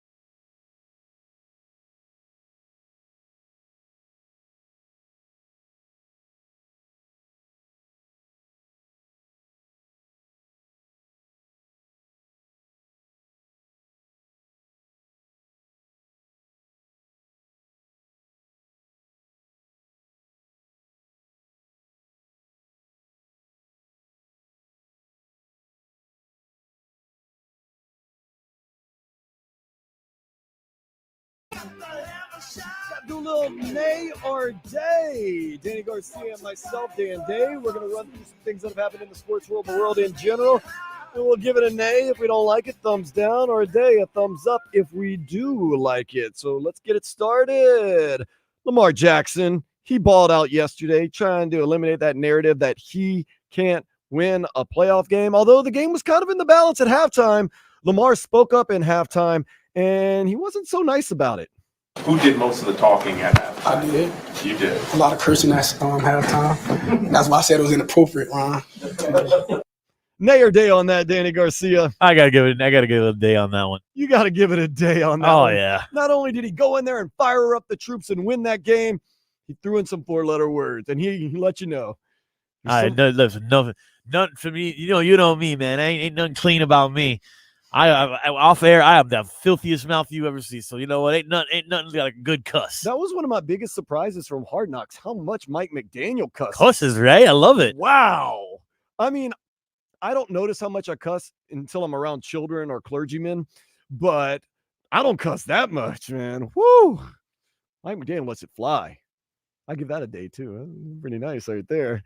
But Lamar Jackson, so proud of him. I know. Well, why are you so proud of him? I like Lamar Jackson. I've always been a fan of his, not just because he's from Pompano Beach here in South Florida, but because of the way he plays and what he does and how many haters there seems to be out there and that he's a gimmick quarterback. Well, he's proven that he's not a gimmick quarterback. He's going to win the MVP for the second time this year in his first 6 seasons, which the only other people that have done that, by the way, are Jim Brown, Brett Favre, Patrick Mahomes, guys like that. Pretty darn good. It's a good list. And this year on the table could be an AFC championship and a Super Bowl championship nonetheless. And I like how he sat out and he bet on himself and his mom was his agent. He's his own agent? He had his mom. Yeah. Say, there you go. Look, Mom, instead of me giving 10% to that guy, how about I give you 7, 6? You still get Damn, paid. strong arming your mom. I don't know if he did or not, but I mean, yeah, that's her. My money. That's my money. that's gutsy, man. See, my mom would turn around, Big Lim would be like, "I want 11%." I'd be like, "Come on." Yeah, my mom would probably do the same. Mom knows best, though. I mean, if I'm gonna give 10% to someone, I'd rather go to my mom than some dude. And he ended up getting paid, and now he's playing, balling. I'm trying to think, am I going for Baltimore the rest of this playoffs? Interesting. What does my heart want? Baltimore's up there. Definitely not the 49ers. I do like the story of the Lions. The Chiefs have already won it. The Bills, you can't cheer for the Bills. Yeah, I got Baltimore. I like Baltimore the rest of the way. Are you okay with that, Danny? Yeah, I think they're the clear favorite at this point. But I mean, the team that you want to win, who are you cheering for now? Who's left in the playoffs that I'm cheering for? Wow, that's tough. It's not the Bucks. I hate the Bucks. I hate the 49ers. Probably the Lions, I think. It's a good story. Good story. Plus, I got the Doug connection there, so. Doug Plagans, our dude Doug right Plagans, there. yeah. Doing a little play call every single game for the Florida Panthers. Good music. And that man, well, let me tell you, so Doug Plagans, that's a hard worker right there, man. I love it, man. Golden pipes, by the way. Golden pipes. Well, following the loss, rookie head coach D'Amico Ryans, great coach, by the way. Love him. He didn't play around. He didn't patty cake around. He said, look, there are no moral victories. Proud of our guys for their effort, right? Being relentless throughout this entire season. Proud of them for, getting to this moment. We know it's not a moral victory of just being here. It's not what we set out to do, but proud of our team. This team accomplished a lot this year, and just looking forward to the future. That's an interesting one. No moral victories, although they far outperformed what most people thought they would do. Is that an A or a day for you, Danny Garcia? I got to give that one a day. Oh, yeah. I don't know. I mean, look, there are no moral victories, man. I'm sure he thinks he's proud of his team. It was a moral victory, though. It's proper coach speak. I know. I'm going to give it a day, nay, simply because it's too much coach speak. But the Texans were the worst team in the league last year. Rookie quarterback, rookie head coach, rookie defensive lineman. Went out there and they were gangbusters. They won a playoff game against the Browns team that no one gave them credit for. If you're a Texans fan, you're happy with the season. You can't say, no, we set out to win the Super Bowl. It's Super Bowl or bust. Wish we'd have won a playoff game, man. That would make me so much happier. God. I'm sitting here and I'm watching the Lions and Bucks getting ready to get started here. And I start to realize, I kind of like Baker Mayfield. I like him. I just don't like the Bucks. I like Baker Mayfield. Well, I'm glad he's getting a second. I'm glad he's getting a second wind here in Tampa. I always thought that he didn't get a fair shake. Yeah, I agree with that. I like him. I think he's a lot better quarterback than people want to give him credit for. Also, Yeah. He's kind of cocky, kind of crazy. I think if you put him in a place where he's got a good offensive system with him, a good coordinator to work with him, almost like a Mike McDaniel, I think it's going to happen. Number 1 overall pick a couple of years ago. So yeah, absolutely. That's one of the things too I talked about. It's really, really sad if you're a Dolphins fan and you are age 30 or younger, because you basically don't remember them ever winning a playoff game. Because you don't really start knowing what's going on in the whole world until you're 5 or 6 years old. So maybe if you're 30, you have a vague remembrance of the Dolphins winning a playoff game, but anyone under the age of 27, there's no way. I want to thank you for making me feel old, because I was at the last Dolphin you playoff were win. You were there. I was there. Dolphins Colts. I had to go back and look in overtime too. By the way. Yeah, Lamar Smith, baby. Yeah, that is kind of a theme of the Dolphins. They win the undefeated season, greatest team of all time. They win it the next year. It's like, oh, it's easy. It's going to happen. Dan Marino gets to the Super Bowl in his second year. Oh, he's going to go back every other year. And then, you win. You're in the AFC championship game a lot and everything. Nothing. Nothing. Oh, well. One guy that does know how to win in the playoffs is the Baltimore's head coach, John Harbaugh. John Harbaugh, he spoke after the game. It's meaningful, now we got to get to work and go win it. That's really, that's the challenge. That's winner talk right there. He wants to win the AFC. He wants to win the Super Bowl. Got a good team. I give it a day. Why not? Nah, I'm giving that an A. No, well, yeah, what's he going to do? Oh, we're just, just like you said, you want to talk about pure coach speak?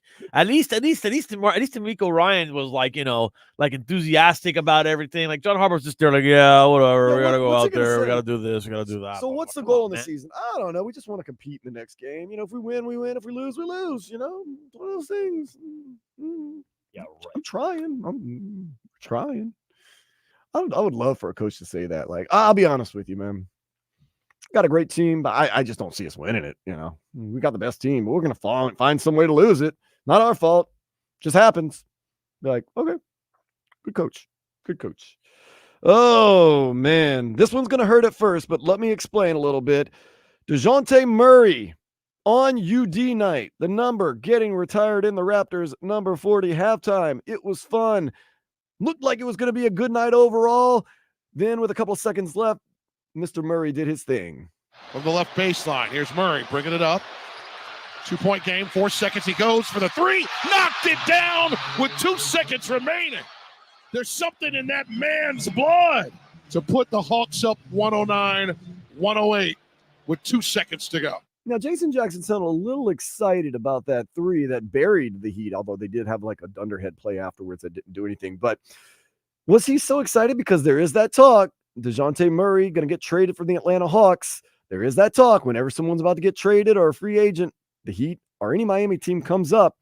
There is that talk that DeJounte Murray could come to the Miami Heat.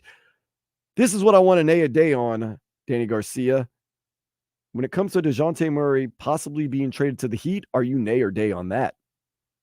Oh, I'm day on that. Your day? You're up? Oh, yeah, absolutely. You like that? I'll take any offense. Yeah, he is a good offensive player, but he doesn't ever seem to fit in anywhere. At the Spurs, he had great numbers. They traded him. He went to the Hawks. Hawks on paper a good team. They're about to trade him.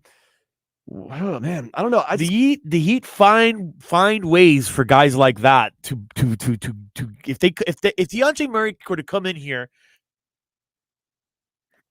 and buy into the culture all the way, the Heat find ways of getting everything out of you. Yeah, and that guy's a talented player. So I think, man, to be perfectly honest with you, I think that'd be a match made in heaven. I would like the instant offense, but then again, Tyler Hero might be a part of that trade. Maybe not. I don't know. But you're giving up a lot of offense to get a lot of offense. I'll go nay on it right now, just because DeJounte Murray. Well, if we're giving up Tyler Hero, that's a different conversation. But I mean, what are the Hawks going to take? Duncan Robinson and Nikola Jovic and I mean, they might as well take Kyle Lowry and whatever because they're bad. Yeah, the Hawks on paper are a good team. I keep waiting for them to be better, and they are just not. They don't play any defense. They really don't score that much. Ice Trey's got the concussion, so who knows? Last but not least, Eric Spoelstra talked about the Miami Dolphins. Yeah, you feel the full gamut, when you watch these kind of games. I watched the game last night, like probably a lot of us in South Florida, and they're building something, and you feel that something really good is happening. They're not skipping steps with it. There's a lot to be proud of, from the season they had, and you definitely get the sense that they'll be able to take another big step, forward next year. That doesn't make it any easier during the off season, as we all know. I got to give that a day right there. I like that he has the patience like most fans don't. And that's any fan base, but saying they're taking the right steps. They're doing the right thing. They're building something. I don't like the whole thing where they're building something. I want it to be built though. Once again, patience, Danny, patience. Are you a patient individual? I'd like to think I am. I'd like to think I am. But I would look. The thing is, we've already been patient in the sense of like waiting for them to build this team, and now we're here. Look, it's time to win. Yeah, I got to be honest with you. It's time to win. I'm going to say this season was a step forward in the right direction, but you can only step forward for so long. We need to really need to take the next step. Yeah, you can only step forward so long. And then next year you win a playoff game. And then the next year, who knows what happens? And the next year, who knows what happens? It's cyclical. We know that. Look, the winningest team in NFL football is the Dallas Cowboys over the history of the NFL. And they're right at around 500. Most teams are between 550 and 450. That's just the way the numbers work out, and there's a large sample size. So let's get our winning done this coming season. I'm not even worried about the Super Bowl right now. I'm worried about next season already. That's how you need to be if you're a Dolphins fan. I mean, that's at this point. There's nothing more to think about except for next season when it comes to the Dolphins. The Super Bowl is just a big cocktail party now. Get some Popeyes fried chicken and some hooch and live it up. And maybe next year, big number one, Tua Tagovailoa will be leading our team onto the field in a game. I was watching a Bill Burr comedy the other day, and he made like an amazing point about watching the Super Bowl because it's so true. Like you go to I'm like, I don't know about you, Dan. When I watch a game, like I watch the game. Like if I'm watching the Super Bowl, I'm watching the game. I couldn't care less about the commercials or the halftime show or anything like that. So when I go to like a Super Bowl party and like there's people there watching the game, everybody shuts up during the commercials, and then during the game they're gabbing at me, and I just want to watch the damn game. I couldn't care less about some has-been star who shows up in a potato chip ad. It's like, come on, man. Shut up. Let me watch the game. And then you shut up during the commercials and during the Prissy Pop halftime show. It's like, come on, man. Let me watch the damn game. You ever had this experience? You heard it here first. Danny Garcia is nay on Super Bowl parties. Oh, man. Come on, watch man. The game. Come back with headlines next year on Sports Day 560 WQAM.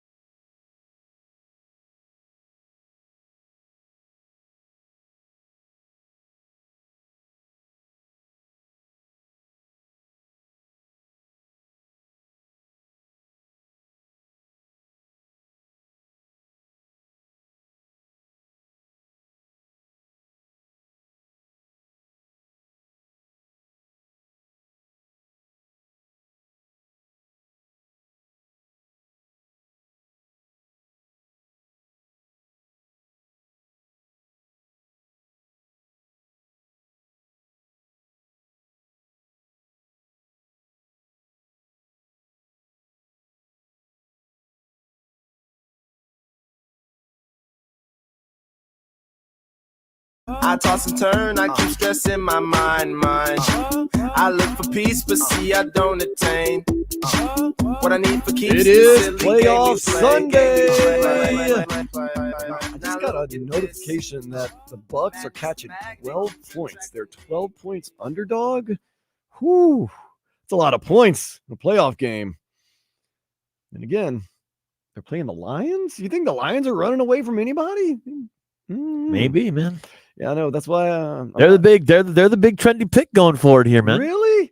I always thought I think they're happy. And I don't think the Bucks are that great either. They beat a terrible Philadelphia. Let me put it like this: they're the Cinderella story left in the playoffs. It's a feel-good story, but I don't know. And I don't think the Bucks are that good. But I mean, that's a lot of points for a playoff team. You know, I don't know. Is it going to be a little rock chalk today like it was yesterday? Can you go ahead and ink in the Lions into the next round? Oh, I don't know. A lot of people like the Bills, though. A lot of people like the Bills over the Chiefs. So I don't know if that's rock chalk right there. Chiefs feel vulnerable. They feel vulnerable. That might just be what they want from everybody, though. That's the thing. They'll show you what they want to show you. Do what they want to do. I don't know. That's going to be an interesting one. That tonight at 6, is it 6:30? 6 o'clock, 6:30? We'll get the headlines in just a second. But yeah, tonight at 6:30, Chiefs, Bills. Everyone's going to be watching that. Good little appetizer, though, with the Lions and the Bucks starting right about now. Actually, it's underway. 0-0. Nothing. 3 minutes into the game. Detroit just got a sack on third down. So, Lions, they got that home field advantage in the dome. They got a whole city behind them. Detroit waiting to see. They've been waiting for a long time. Wayne Fonts, baby. Wayne Fonts. Rasputin. It's Rasputin's birthday today, by the way. It is Rasputin's birthday. I know. That's weird that you say that. Well, that was his nickname that Chris Berman gave Wayne Fonts. Okay. The reason I like Rasputin, and we're talking about the historical figure in Russia, is that he used to do so much like drugs and alcohol that when he got poisoned, he didn't die.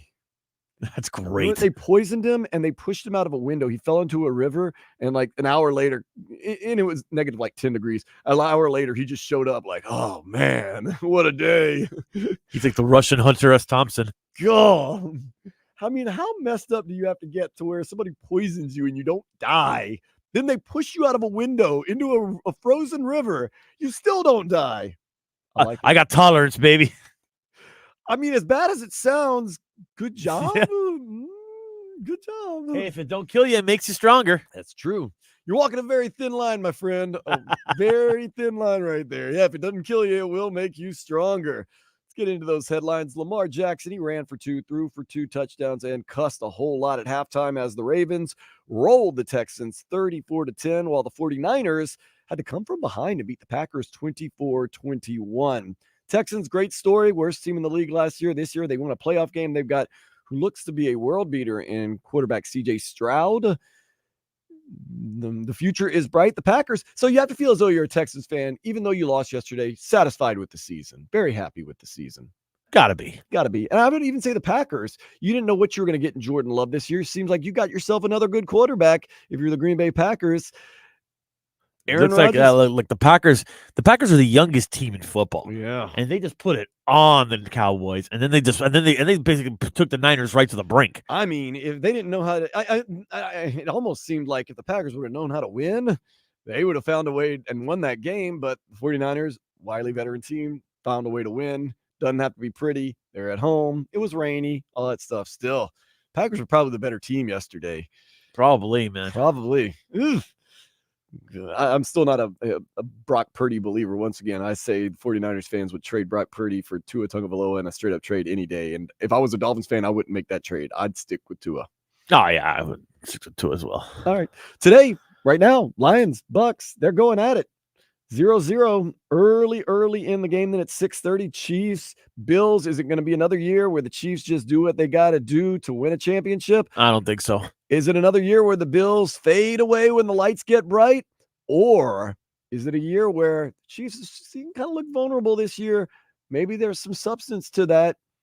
And the Bills, maybe they've kind of retooled themselves. And we saw they were kind of iffy at one point of the season, but now they were going in the upward trend at the end of the season, kind of trying to reverse everything that happened in the past couple of years where they were really good in the regular season and kind of I think they beat Kansas City today, You do? but I think the Ravens put it on them next week. Ravens do look like the best team in football. I mean, let's be honest. Like, Josh Allen, he's gonna when he's a guy that's gonna make some mistakes, and the Ravens will make you pay for those mistakes in blood. Yeah, Ravens are one of those teams, man. They are nasty, tough. They're like that tough guy at the bar that drinks straight whiskey, and you don't want to toss it up with them. Josh Allen commits a turnover or two against the Ravens, and it's on like Donkey Kong. It's one of those things. Yeah, it's the tough guy at the bar that even the tough guys don't mess with. Like you're a tough guy. You ain't scared of much, but there's that guy, that big dude that's nasty and drinks whiskey. He kind of ruffles your feathers a little bit. You're like, all right, it's cool, man. Yeah, man. You're lucky. Yeah. No, I mean, I'm just saying you're lucky. I'm not scared of you. It's just there ain't no reason to fight you. Maybe like if you want to, we can. No, and he's no. looking at you like you ain't gonna do. Do I need to finish my whiskey or not? Okay. Good, we good. Like I don't really want to fight you. I'll kill you. You ever had that guy, that scary dude in school that could beat everybody up? Wouldn't even get mad when he got into fights. Yeah, it was just fun It was for his him. business. Like, oh, dear, here we go. And then they'd start laughing at you. Oh, not me, because I never wanted to fight somebody that I knew could absolutely whoop me. And then they'd be like, why'd you do that? He's like, well, man, you can't just get away with it, Okay. Were you mad? No, not really. Christian Wilkins, he delivered an emotional message to his teammates following the loss last week to the Chiefs. He later said this past season was the most fun he's had as a Dolphin. He is a free agent. One way, shape, or form, he is going to get paid. Maybe he's getting franchised. Maybe he's going to get that new contract. Or maybe he'll get a contract from another team. We expect him to be franchised, though. To quote John Malkovich in one of my favorite movies of all time, Rounders, pay that man his money. Give that man his money. You asked him to do something. He did something this year. Although maybe not at first, but towards the end of the season, great trend. He has proven that he is a great defensive lineman. I mean, that play he made in that Buffalo game and at the end of the season where Josh Allen's running the ball and he hits him in the backfield, strips the ball and gets it back. I mean, that's a big game, big time play. That should have been the turning point of that game, but that's a different conversation entirely. The bottom line is that guy is a stud on defense. He was literally the first player you drafted in the Chris Greer regime. You got to keep him around. This is ridiculous not to. He is part of the rebuild. He is the first player. The first draft pick of the rebuild. Yeah. It seemed to, and at the time we were very upset. Remember how upset we were? But in the end, it was a very good pick. Maybe you were upset or fans were upset. I liked that kid. That was a kid with the beast coming out of Clemson. Yeah, a lot of people wanted us to draft a quarterback. We're not going to talk about who they wanted the guy because, RIP and everything like that. But Christian Wilkins, he's a man. He's been a man. He's been a great player. We'll see. He's the heart and soul of this team. We'll see. Canes men's basketball team lost at the buzzer yesterday when Syracuse's Quadir Copeland hit a three. He is a reserve. He was in the game, nailed a three. The final score, 72-69. Next for the Canes, Notre Dame, South Bend, Indiana. That is going to be Wednesday at 7. Nothing to worry about too much for the Canes basketball team. Even in their losses this year, outside of the Colorado game where they just got manhandled and they went over for about 12 minutes. Yeah, in the second half of that Kentucky game. Yeah, but for the most part, they've been in the games. Yeah. They haven't really, shown. I know they're on a little bit of a losing streak, but I mean, I tend to work those games, and I've been part of kind of like this following the team the last few years under Jim Larinaga, and I think that the issue with the team this year is twofold. First of all, they're getting hurt a lot. You get little Uga Poplar's been hurt. Norchad O'Meara missed the game the other day. They've been having little nicks and injuries, but. I think overall, I don't know that this team is as good as the team was last year, mostly because we're missing.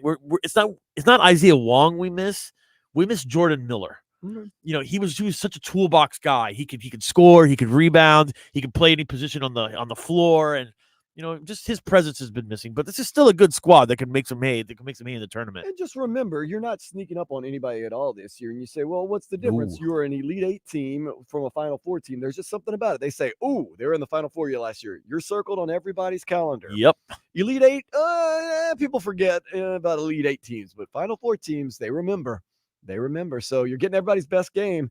And that's tough. Heavy the head that wear the crown. Although you didn't win the championship, you were a Final Four team. So we'll see. The Heat, Their big brother, the Orlando Magic, their little brother. See if that happens tonight when they face off at 6 o'clock in Orlando. Heat are favored by 1.5. Jaime Jaquez Jr. continuing to be out with that groin. Tyler Hero is questionable. Jimmy Butler should be playing, though, so I feel good.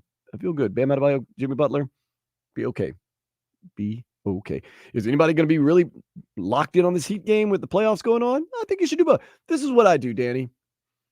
Put the football game on TV, put the radio on, and just listen to the Heat game in the background.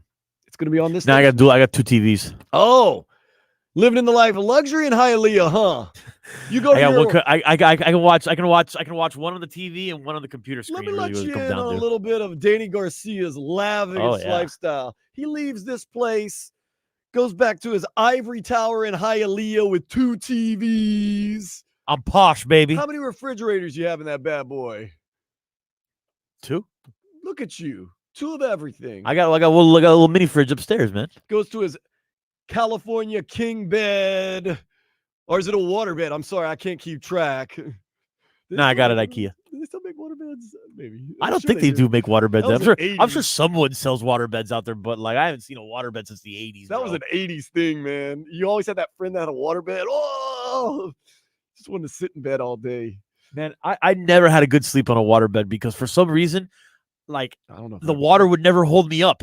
I would just sink right to the bottom, and I'd be like basically sleeping on the board, and the water would be on both sides.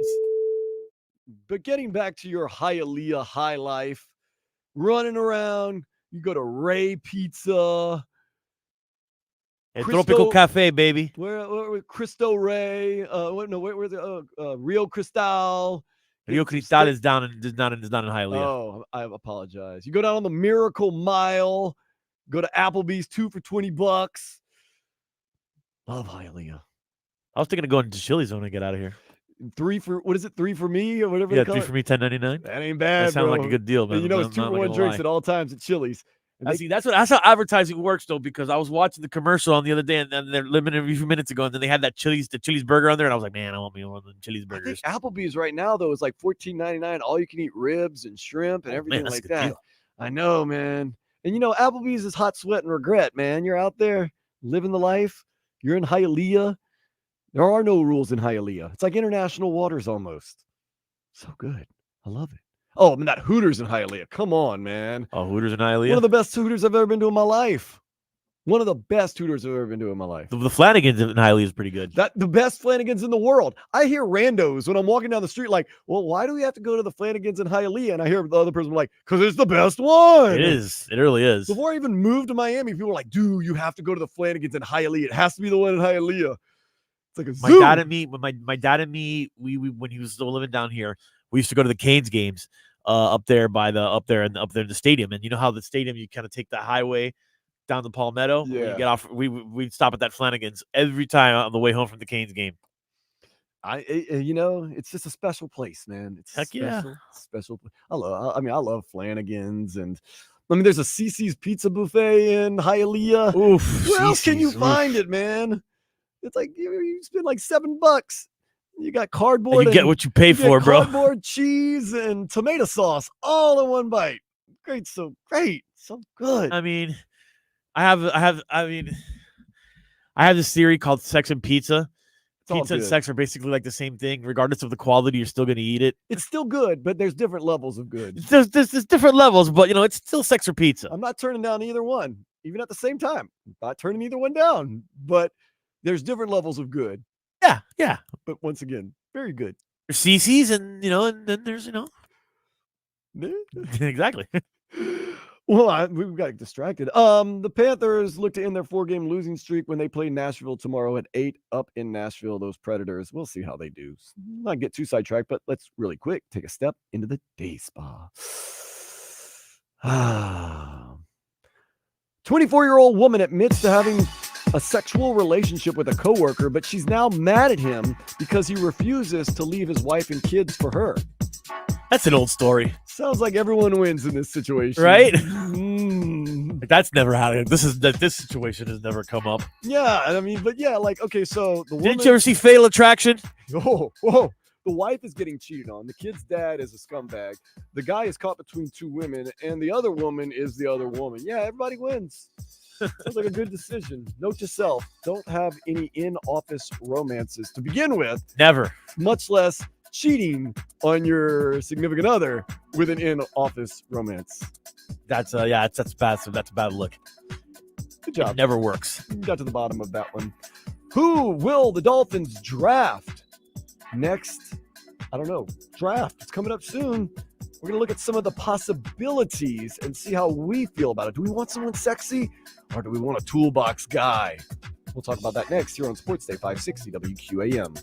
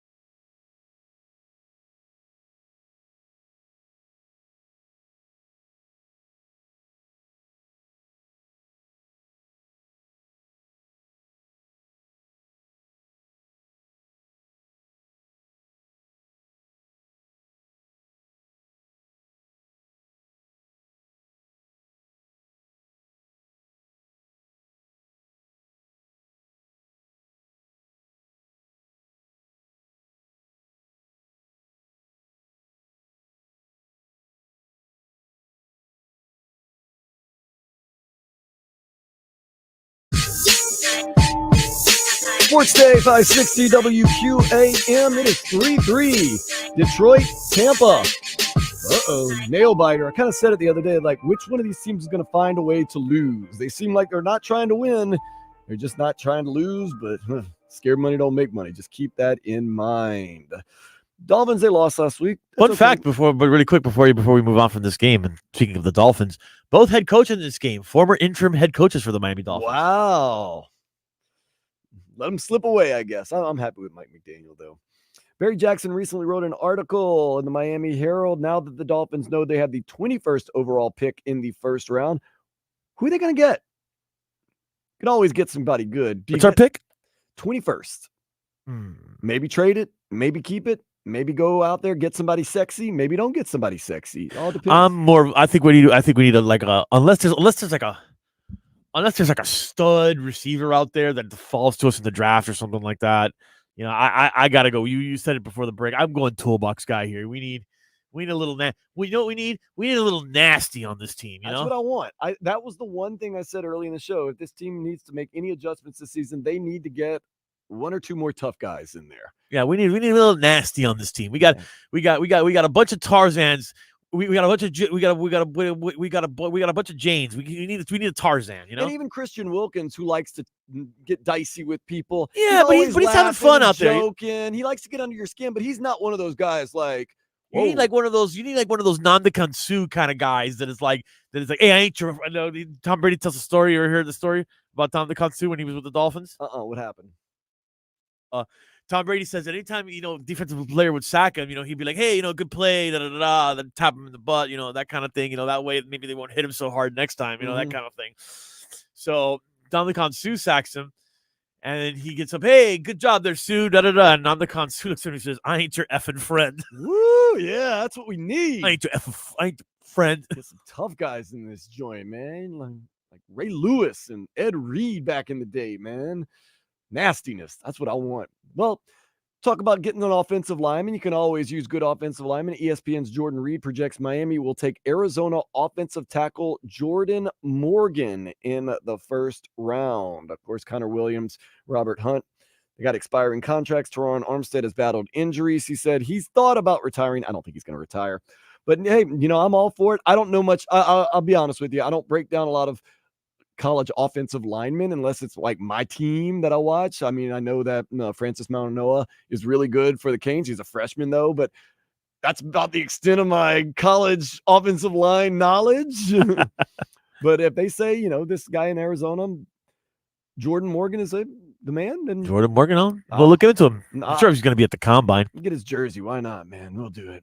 If you're looking for an edge rusher, they said maybe FSU's Jared Verse. He was pretty good. Could be going to them. They have him mocked up at 14th overall. So if he were to fall to 21st, it seemed like it was a bargain. Remember the last bargain that we got? A guy named Devon Achane fell to the third round, was projected a lot higher. Ended up being pretty darn good. That worked out. Pretty good. Jared Verse, he had 9 sacks. And he had 16.5% of the time pressure rate, 10th in the country. Very good out there. Also, they're talking about UCLA's Laiatua Latu. He had a pretty big year. Washington's Braylon Trice. Alabama's Chris Braswell. Penn State's Chop Robinson. I personally would like Chop Robinson simply for the name. Can't have I don't want to be a Debbie Downer, but you might want to look into getting another big edge rusher for the simple fact of Jalen Phillips. Yeah. Number one, he's going to be injured, not playing maybe the first half of the season. Number two, he's proven that he's had injury problems. Number three, there's no guarantee, I think. He says he's coming back, but, he had retired one time medically in college. He was medically not cleared to play and pretty much thought about not playing anymore. He might at one point wake up and say, I can't do it anymore. Yeah, I think an edge rusher would be a good way to go there. Let's also remember, Bradley Chubb's got an ACL too, so he's going to be out half the year as well. Yeah. Cornerbacks, Xavier Howard, maybe he'll be with the team next year. Maybe he won't. Cam Smith, maybe he'll seal the field next year. Maybe he won't. maybe if you get a good cornerback, they're talking about Clemson's Nate Wiggins had 3 interceptions and 17 pass breakups during the past 2 seasons. Of course, you can't go wrong with Alabama. Terrion Arnold, 5 interceptions this past season. Versatile player. Iowa's Cooper DeJean, 7 interceptions the past 2 seasons, and a top safety prospect. This is the thing. The best cornerbacks in the world have no interceptions because they don't get thrown to. It's rare. I mean, I think Darrell. I think Chad Pennington did that one year. The Dolphins. What? I think he maybe threw like 1 or 2 interceptions max. Yeah, but I think one year Darrell Revis had no interceptions because he only had the ball thrown in his direction like 10% of the time or something like that. So, yeah, but you like to hear him. There's some other guys. Of course, Alabama, you can't go wrong with them, especially when a guy named Kool-Aid McKinstry. His name is Kool-Aid McKinstry. That reminds me of that Key and Peele sketch. Is there any way we could draft Chop Robinson from Penn State and in some way, shape, or form get Alabama's Kool-Aid McKinstry? That would be awesome. Defensive tackles, Christian Wilkins' status kind of up in the air. Don't know what's going to happen. Texas has a nice defensive tackle in Byron Murphy. The second had 5 sacks last season. He's strong against the run. Tight ends. Now, I will tell you this, Danny. A lot of people after the loss last week said one issue we really do need to address is we need to get a big-time tight end because if you notice, a lot of the teams that do very well in the playoffs and some of the best teams have some of the best tight ends. I would agree with that. Someone who can catch the type of system that Mike McDaniel runs, very similar to what he did in San Francisco. They have a world beater at tight end in George Kittle. We see what Kansas City does with Taylor Swift. So maybe a tight end. Maybe that's the way we do need to go. The Dolphins, let me tell you, the Dolphins are in an enviable position in the draft because when you think about it, there's no position on this roster, with maybe the exception of tight end, but I still like Durham Smythe. Yeah. There's no one on this roster that there's no glaring hole. Right. So you're kind of in a position where you can take the best player available because it's only going to help whatever room you're going to bring in because you're already kind of set for the most part. Right. You see what I'm saying? As long as people are healthy, you seem like your roster is pretty set. Now, once again, defensive end might be something you need to look into because of some of the question marks and some of the injuries. And remember, we play. It's not so much defensive end as much as it's hybrid outside linebacker because we basically play three defensive tackles in Sealer, Davis, and Wilkins. Edge rushers, yeah, it's one of those things. Now, tight end. The thing is this: the rest of the league wants tight ends too, as they're projecting. Even Georgia's Brock Bowers, he's projected in the mid-teens. Some people go him as high as let me tell you something. I hate first round tight ends. All these tight ends are supposed to be big first round picks. Right. They're all busts. All of them. The guy in Atlanta, the Gator that everybody said, gotta have that guy. He's been a bust. God's gift to tight ends. Now the tight ends you take in the second, third round, fourth round. Those are the guys who have really come out. Look at Sam Laporta, George Kittle, Travis Kelce. Yeah, those guys. None of those guys were big first round studs, right? Right, exactly. I mean, look. Do you know who was a first round tight end? Brandon Pettigrew. Yeah. O.J. Howard. Remember Jimmy Graham? Barely played football at the U. Barely made it on the Saints team. One of the greatest tight ends of all time. All time. It's just, it's one of those things. You got to find a guy like that. Those guys seem like you got to find them more in the rough than in the going with an early pick. When you're talking me into, I want a toolbox guy this draft. I want an unsexy pick. Yeah, I'm done with that. Now, if Jaden Daniels for some reason would fall to 21, go ahead and draft that man. Oh, yeah. You go ahead and draft that man. I don't care if there's going to be a quarterback controversy or not. You know what's this is one of the reasons I do believe in always getting the best available and maybe not always filling the need, because if you have too much of a good thing, that's a good thing. You can trade that off for what you need and get exactly what you want as opposed to guessing at what you're going to get. It's an asset. Right. The more it's like, your money can be exchanged for goods and services. The more money you have, the more goods and services, and you can get exactly what you want. You say, ooh, I like this guy who's an edge rusher for the Detroit Lions. The Detroit Lions need a backup quarterback, or the Detroit Lions need a draft pick and something else. Hey, we want this. You get this. we filled our void and we've gotten rid of the excess that we had, which was built up. Good karma, goodness. So get the best player available, but I would not mind an unsexy pick, especially at number 21. Now, there's a little luster lost if you have like a top 5 pick and you take someone that's unsexy. Although a lot of people were upset the other year, Penei Sewell, they were like, why would you get Penei Sewell? That draft pick was unsexy, but it turned out to be pretty good. Yeah, we're working out for the Lions. Looks like it looks pretty good, man. And linemen, if they stay healthy enough, they can play for a long time. Yeah.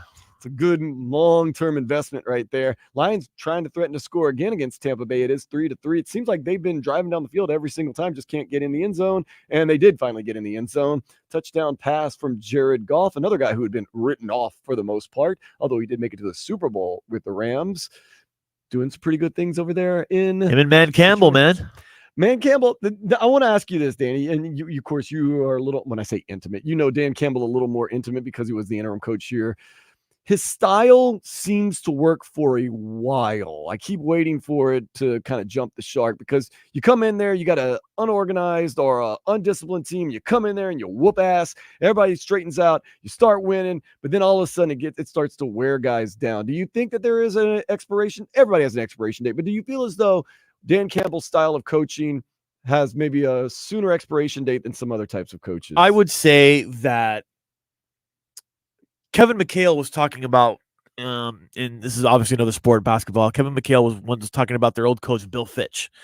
And he said, he was a yeller. And he says, there's only, he said, and when they fired him, he said, sometimes you just, you're when it's just constant yelling, you start to tune it out because it's like the message is totally lost because it's like, okay, fine, whatever. You're at this point, like, that's what I think can happen to somebody like Dan Campbell is that your message when it's just rah, eventually, we're tough, we're mean, we're gonna be that physical, wears out its welcome, and you got to have a little more substance behind it right. to push forward. And professional athletes do this too, like who you yell, or not to say Dan Campbell's a yeller, but being physical all the time and this really tough style. Like, what are you doing, man? Eventually, like it was cool, but let's take it down a notch. So we'll see. I wish the best for the Lions this year now the Dolphins are out of it. I think Dan Campbell is a good coach. I just don't know how sustainable that's going to be. Let's just hope they win today. I don't like the Bucs, and I do like the Lions, so we'll see how it goes. That's something right there. But next, Danny, we're going to play a little something or nothing where you are going to decide whether it is something or it's nothing at all. That's here on Sports Day 560 WQAM.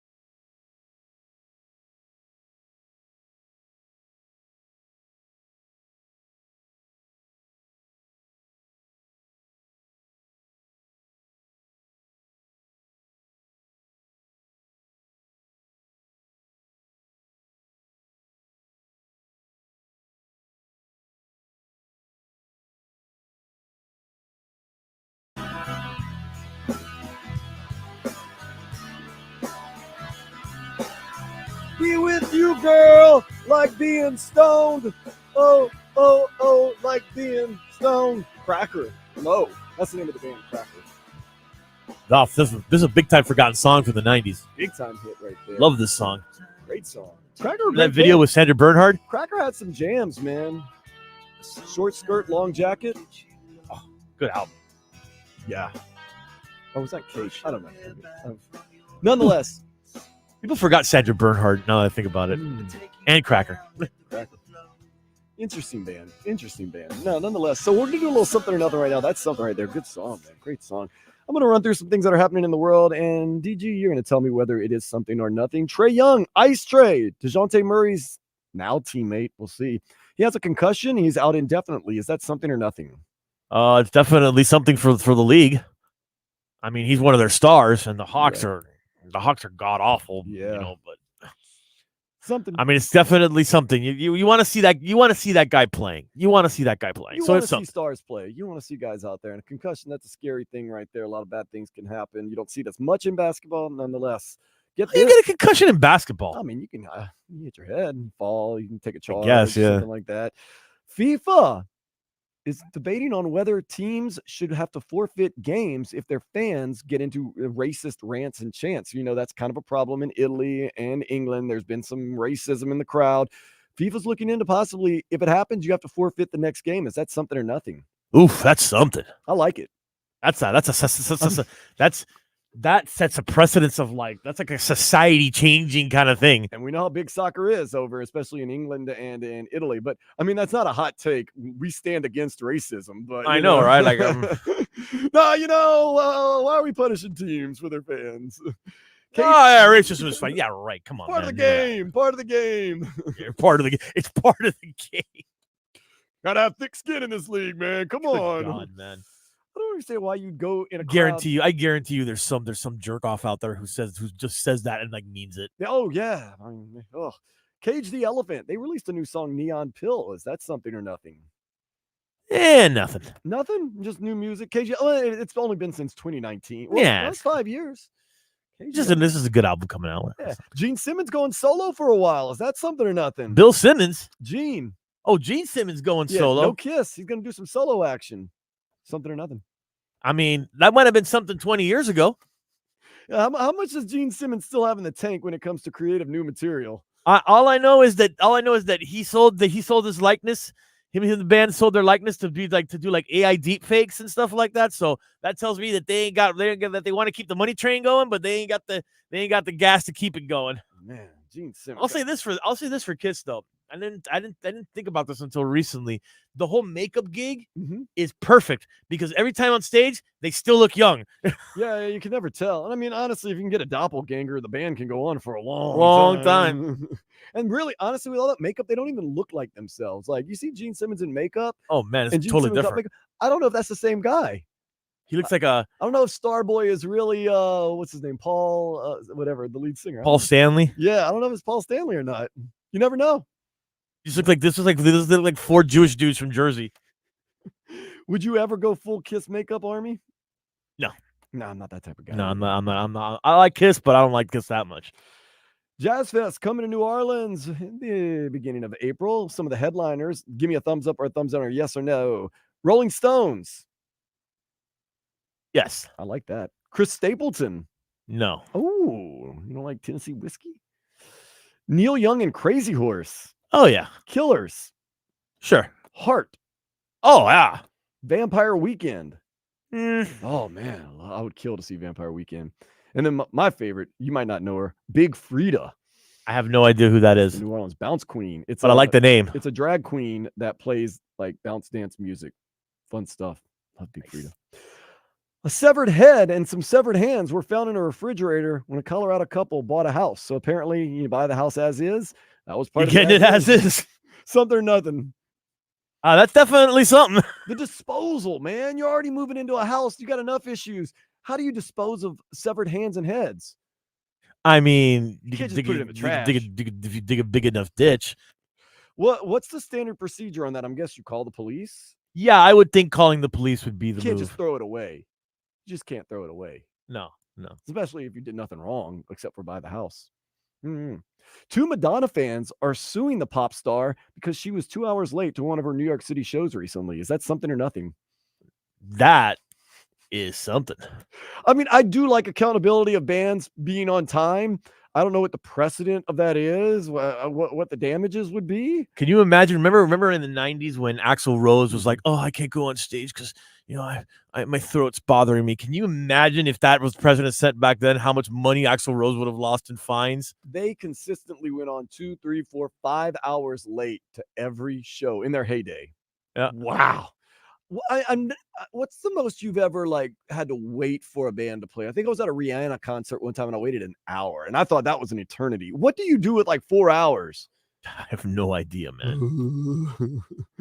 You're not leaving because you spent money on the tickets. You came to see the band. Now Guns N' Roses, give them credit. They're on time. They're on time all the time. Oh yeah, I saw Guns N' Roses back in 2017 or 18 at the Marlins Park. It was a fantastic show. Great live act, man. Now they got it all together. A woman, she dumps her boyfriend of 7 years. Right after she dumps him, she finds a letter. He put, "I know you don't love me anymore. Love yourself now." She wants him back. Something or nothing. It's nothing. Chick crap. You know how it is. I always do this, and not to say I'm saying I've been broken up with several times in my life. I am out the door so fast. Yeah, once it's over, it's over. Just and they move call on. you the next day, and they're like, "I heard you were out last night." I'm like, "Yeah, I Yep. was. I'm single now." Like, you weren't even mourning our relationship. Like, Mourning? No. What, did you die? I would think you would be at home feeling sad. Like, no, I was out. I heard you were hitting on girls. What did you think I was gonna do when you broke up with me? Like, are you upset at me now that you broke up with me? And I broke up with you, so it's like, I broke up with you. Why are we still arguing? I know, that's the thing. This is the reason we broke up, so that we don't have to argue anymore. So you broke up with me, and you're angry at me that we're not together, but I'm not acting the way you want me to act. What? Well, I didn't go out last night. That's your business. Good for I don't you. care. I really don't care. Here's a cookie. I really don't care. That's my other favorite. So your ex is out with a new guy. You're at a bar. You're already there. They walk in. You see him. You're like, whatever. Go about your business. You know it's coming. As you're having a drink, talking to a friend, you feel that little hand on your shoulder. "Hey, I want you to meet someone." No. And you and the guy look at each other like, "Man." No. And he's like, "I'm sorry, man. I'm with her." And you're like, "I'm sorry I banged your now girlfriend." It's just terrible. Why do women feel the need I think I did that happen to me once, and I just looked at the dude and I said, "Good luck." I'm just like, "Oh, hey, man, that's you." Like, if I showed up with a new girl and I saw my ex-girl, I would avoid her like the plague. I would never go, "I want you to meet someone." I don't know. A Los Angeles woman, she says she has a tree that has been possessed by aliens, and they are now making alien lemons that are the size of her head. Something or nothing. That is something that's going to get you in a padded room. Oh, I was going to say, hell yeah, man. I mean, Alien let's alien lemonade, huh? Man, alien lemon? You have not lived until you sipped from the alien lemon. I mean, wow. Sounds like if you go to Club Live, it's both sweet and sour. Be careful. If you go to Club Space or 11 and ask a rando if they have some alien lemons, you're not going to get lemons. Not waking up. You may wake up somewhere you don't know how you got there. You're going to get something, but it might not be the type of alien lemons you thought. Just let you know that. All right, there is something or nothing. Up next, we got 45 more minutes before the Heat game. Danny G and myself, Dan Day, will be with you right here on 560 WQAM.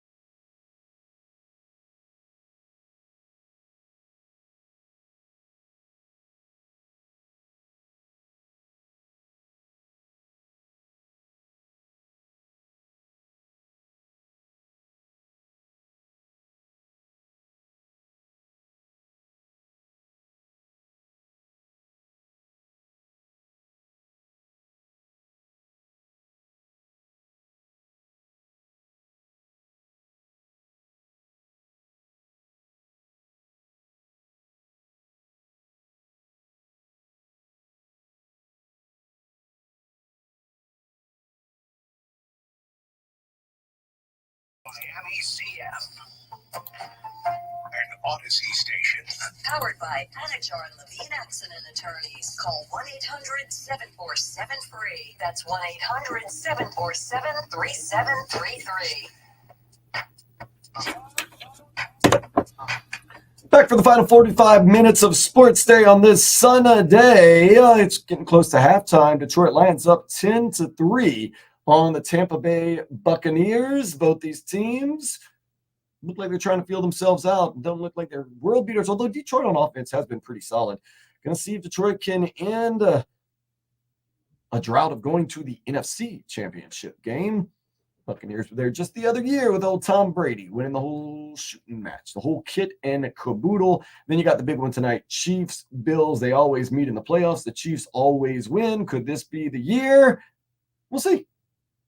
We'll see. I think the Bills are at home. We do know that makes a difference, but the Chiefs are defending champs. That also makes a difference. Should be a fun one. NFC Championship game?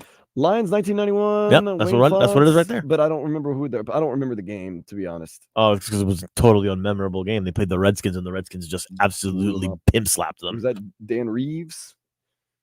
No, we're talking Joe Gibbs, bro. Oh, Joe Gibbs, that was it. Dan Reeves coached the Broncos. Broncos? Ooh. Back then. That's all I remember. Yeah, Joe Gibbs. That was it, Joe Gibbs. That was back when the Washington Or the Hogs, man. That was when you had Mark Rippon. Mark Rippon. And then, every year, speaking of the franchise, like the Dolphins haven't won in a while. Remember, every year they were contenders. Oh yeah, man. Joe Gibbs was there. They were serious. They have not been taken very serious for a while now. Well, they're the Commanders now. The Commanders. And if you are a hardcore long-term Washington fan, you will not call them the Commanders. You will call them another name. And I gotta be honest with you, I was always on the other side of that argument. I kind of support changing the name. It's kind of messed up. Yeah, I understand. I mean, the Redskins is kind of a messed up name when you think about it. Yeah, I understand that. I mean, I'm one of these guys that it's one thing. Like I think we take it too far. Like it's ridiculous that we can't have the Cleveland Indians anymore. Like that's too far to me. But like Redskins, it's like, dude, come on. Why did Syracuse change their name from the Orangemen to the Orange? Oh, that's because the Orangemen were terrorists from Scotland. Oh, okay. Irish terrorists, excuse me. I figured that. Okay, that makes sense. And why did... Oh, yeah. I know why St. John's changed their name. Yeah. Red Storm. I thought for some reason they changed it from the Red Storm. Like, I don't think there's anything. No, there was something other red. But yeah, but I adjust with the times. And I feel as though if you are offensive, at least to... And I mean... People are always going to find something offensive. I'm sure there's people out there that think the Miami Heat is an offensive name because it is anti-cold. I don't know. But if it is offensive enough to a point, I understand changing it. And I do understand that. So either way, it's your team. Either way, Rose by any other name would smell as sweet. Like the New Orleans Saints. I'm sure there's someone out there like it's sacrilegious that they're called the Saints. Okay. I think it's sacrilegious that the Jazz are in Utah. That's a terrible name. That's just absolute terrible. It's a funny name though. I do like it. It kind of. Oh yeah, I'm going to Utah for the jazz. It's the jazz music. So you're known for its jazz. Mormons and jazz. That's a good thing. Yeah, they mix it together. Nobody. Do people dance to jazz? I don't think they do. Although I think I'm getting my religions all confused. Mormons may actually dance. I see just to screw around. When the Pelicans were getting created, I started a petition just to screw around to get the Jazz to give up the name back to New Orleans. Because New Orleans gave up the Hornets name to Charlotte for like $1 million or something like that, and hey, they like their Hornets. Yeah, well, it's a. They still have their fond memories of Muggsy Bogues and Larry Johnson. Those were some days, man. Muggsy Bogues, Del Curry, Steph Curry's pops. He was known as a quick shooter back in the day. He was a good 6-man off the bench. His son totally changed that and shot like crazy. Yes. Bills Mafia getting ready right now, freezing their what's off, doing all types of crazy stuff like shooting themselves with ketchup and mustard and jumping through tables on fire and doing all that craziness. You never seen that? They shoot themselves with ketchup and mustard? Yeah, like they'll get a guy like a big Santa Claus beard and he'll just stand there and like people will take ketchup bottles and mustard bottles and he just gets like littered in ketchup and mustard before the game. All righty then. They jump through tables that are on fire. Yeah. Hey, everybody's got their bag. Yeah, hardcore fans, man. Hardcore fans. I'm all for a lot of debauchery and craziness, but some of the stuff Bills Mafia does is confusing to me. Your thing. But how's the weather in Buffalo? I mean, I know it's cold, let's but check out the Buffalo weather. Why not, man? is it icy or I'm kind of a weatherman myself. snowy? Let's see what old Buffalo weather. I mean, can I just get the freaking weather? It's 26 degrees right now. No precipitation, 71% humidity, and winds at 14 miles per hour. So it's just cold, no snow. They're not expecting snow until Tuesday. All right. So 26, and let's say it'll probably drop. Oh, it's going to drop down to not really that bad. 24. Pretty 23. balmy for that time of year. And with the humidity, 71%, the winds 14 miles per hour. Yeah, not a terrible day in Buffalo by Buffalo standards. And it's only going to get down to only 24, only 26, 24, 23 by 8 o'clock at night. Jesus. Oh no, I'm sorry. Yeah, it's going to get down to 24. Yeah. I'm sorry. I'm a Miami boy, dude. I cannot live in that frozenness. I'm a Miami boy too. I lived in Wisconsin for a while. It was not fun. Did not get used to it. And I don't want to hear this nonsense of, oh, the heat is just as bad as the cold. What are you, dumb? That's why New Yorkers and Canadians move down here. You don't see people from Miami moving to Canada. That is maybe the dumbest thing I've ever heard in my life. Well, yeah, but in the middle of the summer, it's just as bad as the middle of the winter up there. What are you talking about? Really? We don't have to clear out roads and sweep streets and sidewalks and deal with nasty ass. Make sure the roads are salted. Yeah. I mean, come on, man. I know. I got a little sweat. I got to turn on my air conditioner. I That's know. so much, just as bad as deep winter. Yeah, right. Yeah, right. They have to shut down cities sometimes because of the cold. Pipes break. Dude, you want to know why cold is so bad? Because the natural state of the universe scientifically is freaking frozen. Yeah. Space is cold as hell. Yeah, all right? It really is. And the sun came and it warmed this place up. So heat brings life. Cold is anti-life. And that is why when the sun, heaven forbid, it burns out, there will not be life on this planet anymore because it's too cold. It'll be too damn cold. Once I don't hear any of this nonsense about the deep summer being just as bad as the deep winter. Yeah, right. Yeah. Nonsense. When you get cold outside, you can't get that cold out of your bones unless you take a shower or a bath. When you Man, get it's hot, the worst, dude. Like when you're like out and like your toes and your fingers are frozen, even though you got gloves and socks on, and like just like every little part of your body has like some kind of frozen patch on it, and then you finally get into that shower and you turn it on and hot, and it's just like, oh my god.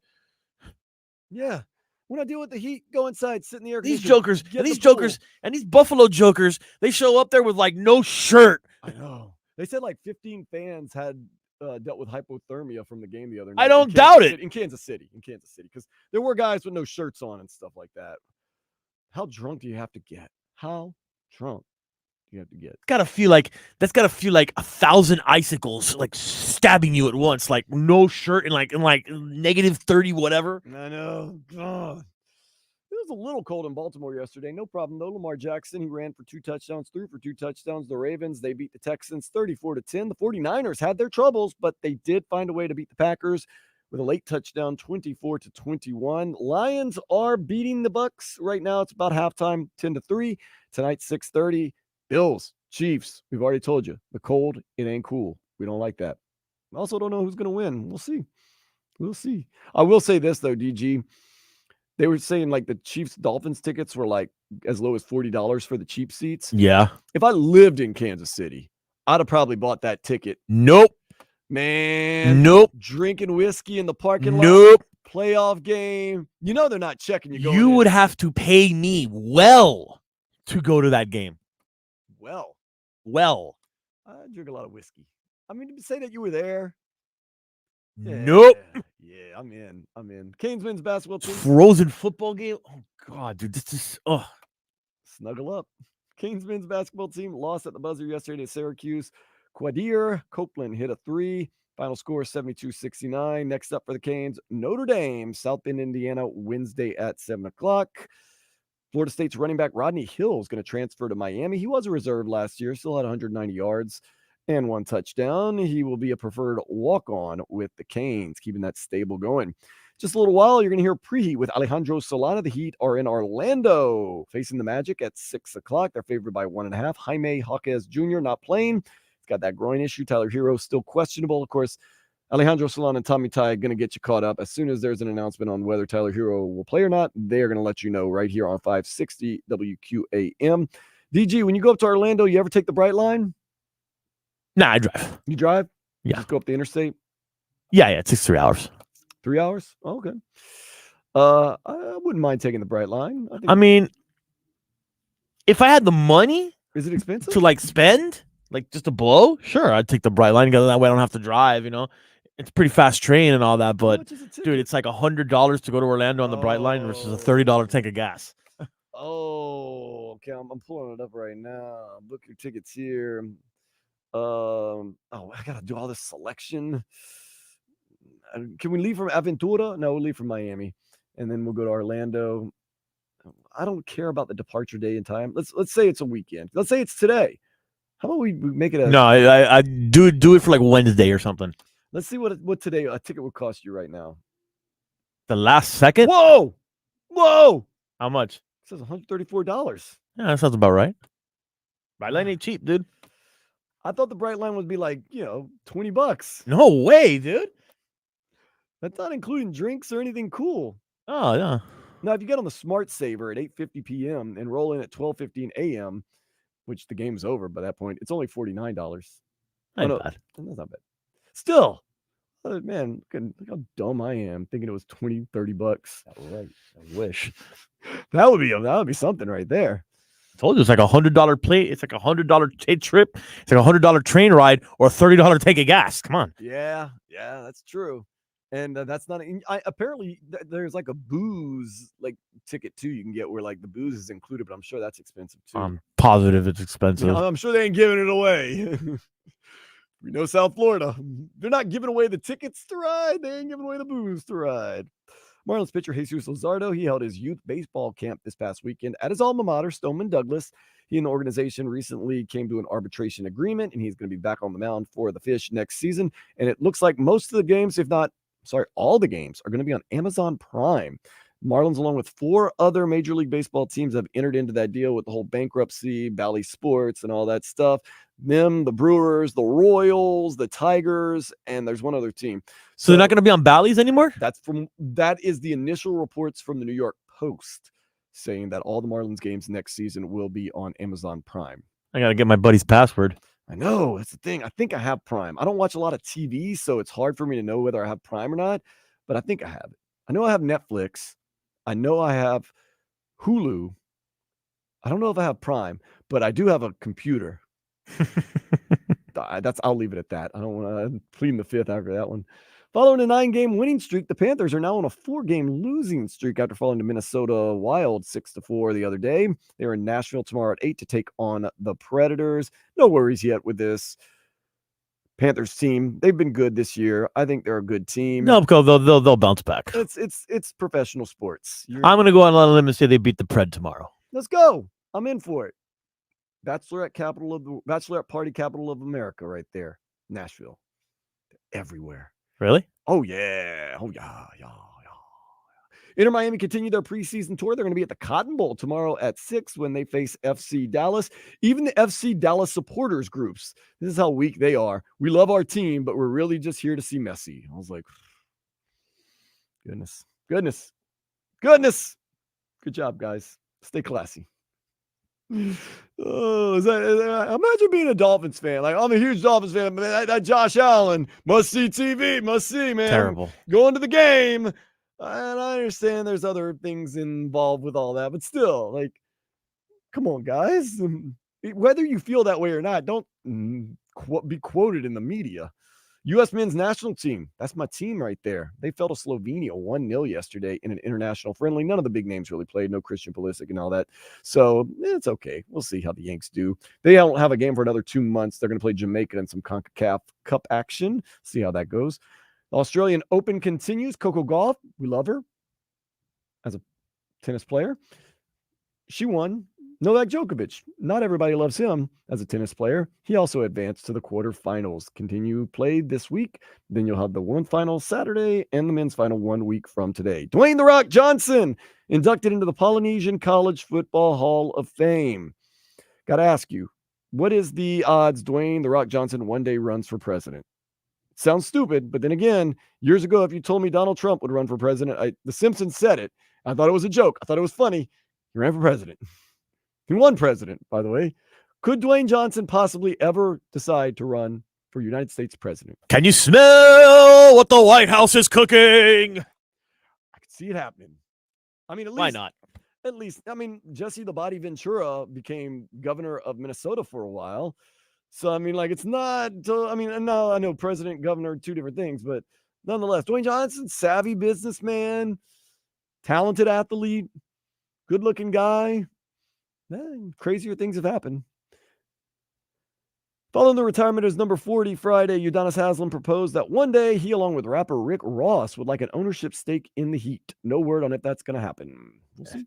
Yes, and I would like to date Carmen Electra. She looks pretty good. Still holding up. Pam Anderson's just fallen off a little bit. She has a reality show. I've been watching. She's holding up. She's okay. I mean, she's still okay. I mean, good, not great, not what she used to be. But I mean.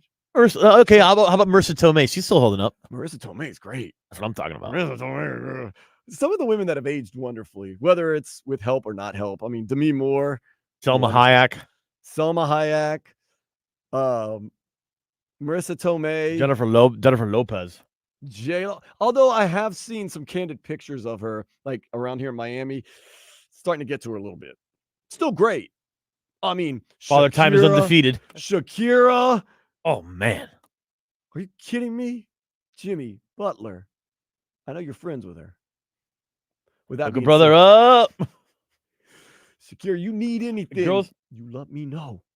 Girls who can do things with their hips like that, it's ridiculous. Her hips don't lie.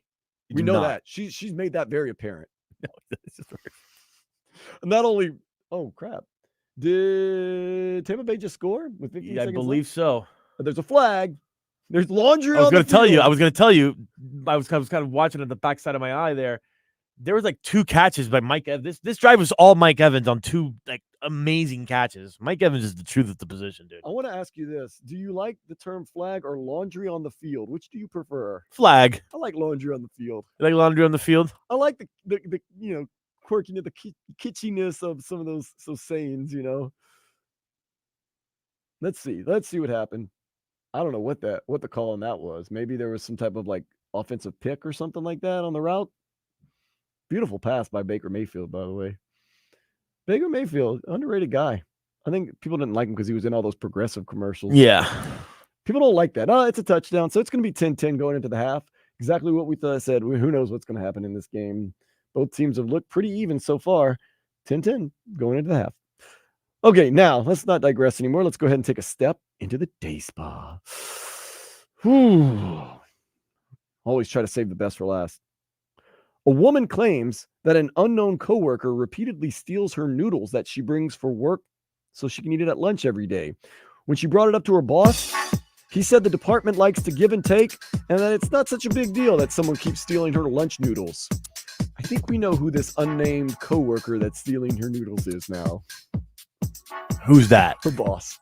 Boss, yeah. How would that feel? Like you go to your boss, you're like, if I catch the person stealing my food, I'm gonna be furious. And they're like, hey, look. Well, don't worry about it. And then you find out it's your boss. What do you do? Oh, shoot. We're gonna have a problem. I don't care who you are. You ain't taking my lunch. It's your boss, though. Care, man? It's not free. This is what passive aggressive. I just stopped bringing lunch. I mean, not that I eat lunch anyway, but I mean, you know what I mean? I would ask him politely, hey, man, I know you're my boss, but, can you not take my lunch? Make more money than me. How do you need my lunch? Just give me a raise and I'll bring you lunch every day. Right? Come on, brother or sister. I mean, most of my bosses are women. That boss is what a jerk store that boss is, bro. That guy makes more money. That guy makes more money than the employee, and he's going to steal his the employee's brown bag lunch. I just realized all my bosses are women, so I'm very proud of that, actually. I am. All your bosses are women? Yeah. Some things just... I'll take that. Here we go. We're going to close things out, kind of tell you how we feel about these upcoming playoff games. Miami Heat, they've got the Orlando Magic tonight in just a few minutes. This is Sports Day on 560 WQAM.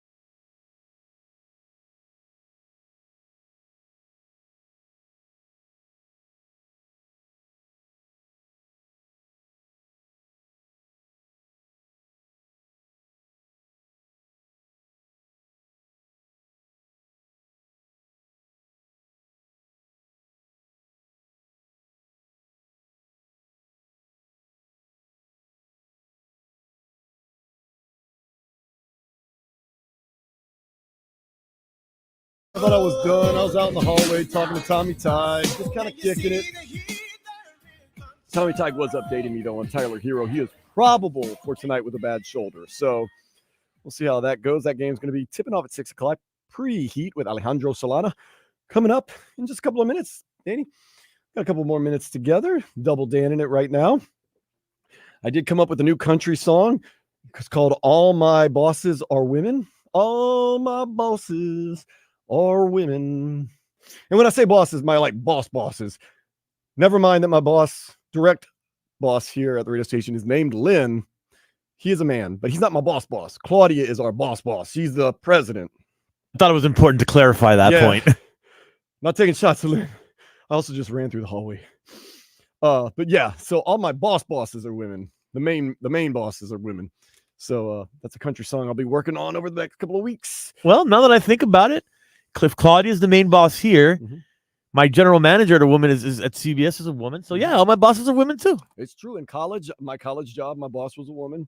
Some of my TV jobs, they've all been women that have been the general manager or the news directors and stuff like that. So hell yeah, I'm all for women empowerment and women. And look, if women can run a family, give birth, do all that, they have more than enough qualifications to run a business, to be the boss. I listen to them. I listen to women all the time. Only difference between man and woman is a little bit of plumbing. There you go. Some women would say I don't listen to them all the time, but I really do. I listen. Now, what I do sometimes, talked about this off the air, Danny. Not supposed to drink tonight, but we'll see. Wish you luck, my friend. Godspeed. Have you ever just walked into something you know it's a bad idea, but you do it anyway? Oh, yeah. She won't be that mad if I have a couple beers before I go home, even though she told me not to drink tonight. She won't be mad. I'm pushing it. I can get away with She'll it. be cool. She probably won't even tell. So, Danny, how do you see the second half of the Detroit Lions and Buccaneers game going? I see it going pretty much the way it has. It's going to be nip and tuck. I'll be honest with you. This game is really going more Tampa speed. Tampa's a very defensive-oriented team. They like low-scoring games. This game is really more in Tampa's wheelhouse, I'll be honest with you. I still think Detroit's the better team. Yeah. But, man, Tampa's good. Tampa's hanging in there. I still think Detroit wins it on a field goal at the end because they're at home, give them the home field advantage. And then tonight, woohoo, let's go. Chiefs, Bills. Probably going to stay sober for that one. No beers for me afterwards. No Jensen's liquor store for me afterwards, Danny. I'm just going to watch this Bills-Chiefs game. I still, like I said earlier on, it is a Ric Flair mentality. To be the man, you got to beat the man. Absolutely. And I'm the man. Kansas City Chiefs. I just think you got the best quarterback in the game, one of the greatest coaches of all time, one of the greatest tight ends of all time. You've got a great defense. You've got that winning attitude. You know what it takes. I still kind of think they were kind of hound dogging it and saving something for the end, which Mike McDaniel should have saved, for the end. Nonetheless, I think they're a different team in the postseason. Then they know what it takes.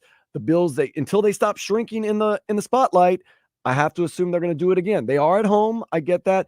This is a quote-unquote different Bills team this year. They're trending upwards. I still think Kansas City, it's a slugfest, but ends up winning by 4 or 5 points, something like that. How do you see it? I see the Bills winning this one. Really? I see the Bills winning this one by maybe a touchdown or two. Ooh. I don't think this version of KC it's not the Kansas City of the past. They can't, if Josh Allen comes out and plays well, I don't know that Patrick Mahomes has the firepower to keep up with them. Got Pacheco running the ball and all the other things going on. Isaiah Pacheco. So it was Rashee Rice, best player in the game last week. He was good last week. He was better than anybody. He had a great game. Sure as hell killed us. Against the Dolphin defense that was put together with goose spit and duct tape. Yeah, it was bubble gum and chicken wire for a while. Yeah, it was pretty tough out there. Nonetheless, in the cold weather, making it happen. Josh Allen's going to go out there and sling it. As much as he says he's a pocket passer, he knows when he's got to run. He's going to run. That, to me, would be a barometer. If you see Josh Allen getting off on some successful runs early, look out. Buffalo is here to play. If you see Josh Allen kind of fiddling and faddling around, I don't even know if that's a real word, fiddle-faddle. He's just kind of messing around, not really running effectively, not really passing effectively. The Bills are in for another loser and another season where they say, next year we'll be good. Next year we'll be good. Buffalo Bills have done that a lot in their history. Next year. Perennially next year for Buffalo. No way we can go to 4 Super Bowls and not win one, right? Those are great teams, too. Like, I know that they lost those games, but, dude, those teams, they were a nightmare for the Dolphins. Likable teams, too. I mean, of course, you're a Dolphins fan. I did not like those teams. I mean, Jim Kelly. I like Jim Kelly. Like, looking back on it. Yeah. Thurman Thomas, Bruce. Looking back on it, like, I like their personalities. I respect them. But at the time, I hated them. Yeah. Oh, yeah. I mean, if they're in your division, you absolutely hate them. Like, looking back, when I was a kid, 49ers and the Saints were in the same division. Joe Montana, Jerry Rice, great team. Hate their guts. Now, when Joe Montana went to play for Kansas City, cool guy. When Jerry Rice went to play for the Raiders, cool guy. When San Francisco, no. I hated those San Francisco teams when they played, too. I still hate the San Francisco 49ers. I hate Tom Brady. I still hate Tom Brady. Now that Tom Brady's gone, and soon Belichick will be gone, I can, It's just so funny that Tom Brady and Bill Belichick just keep giving me reasons to hate them. Like, yeah, I don't like the New England Patriots. I didn't like Tom Brady. So Tom Brady leaves the Patriots, goes to another team I hate, the Tampa Bay Bucks. Once again, more reason to hate you. Bill Belichick, hate you with New England Patriots. Where does he possibly going to land? The Atlanta Falcons. I hate the Atlanta Falcons. More reasons to hate. Yeah. Oh, yeah, that's right. You're a Saints guy. You hate the Falcons. I hate the Falcons. I can't even say the words. I know. You know what the thing about the Falcons is? The Falcons have always been a franchise that is beneath my notice. Yeah, they really are kind of a lower.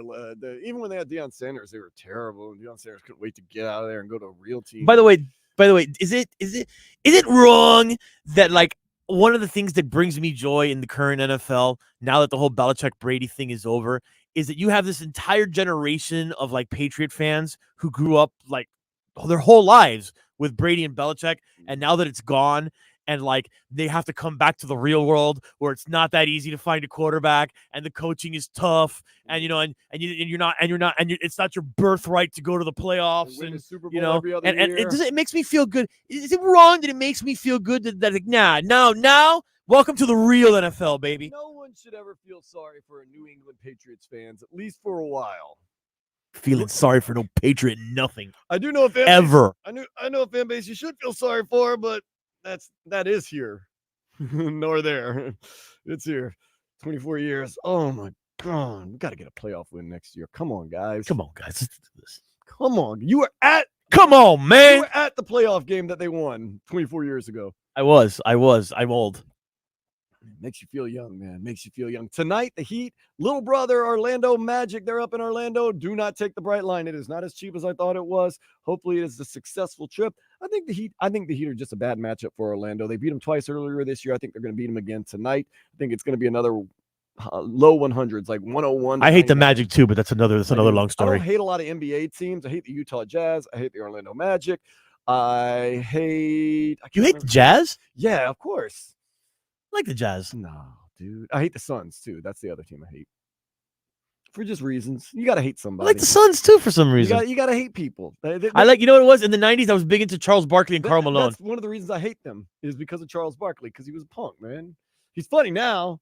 I liked Barkley when he played. I don't like the Jazz because they took New Orleans team, and then they kept the Jazz name. It's stupid. It's silly. And then Orlando because just, Orlando.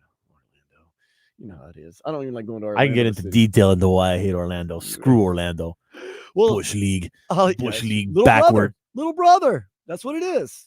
We're big brother. You're little brother. And you'll find out in just a couple of minutes why I'm saying that. Danny Garcia, thank you so much for spending some time today. Alejandro Solana has preheat for you next. Tommy Ty got the pregame. Jason Jackson. I don't know. Maybe Amy Alderbird will jump up in there and take the little bright line up to the game and call the game. But you know you're going to get Alejandro Solana and Tommy Tig in the post game. Appreciate everyone that has spent time with us today. Let's see what Dan Campbell and the Lions can do. And let's see about those Chiefs Bills. I got the Chiefs. DG's got the Bills. Time will tell. We'll have everybody on tomorrow to get you caught up, wrapped up from Joe Rose, Tobin and Leroy, Hawk and Crowder. I am Dan Day for Danny Garcia. This has been Sports Day at, kind of getting towards the evening on 560 WQAM. Later, slug. Hey, down on the corner over there. It's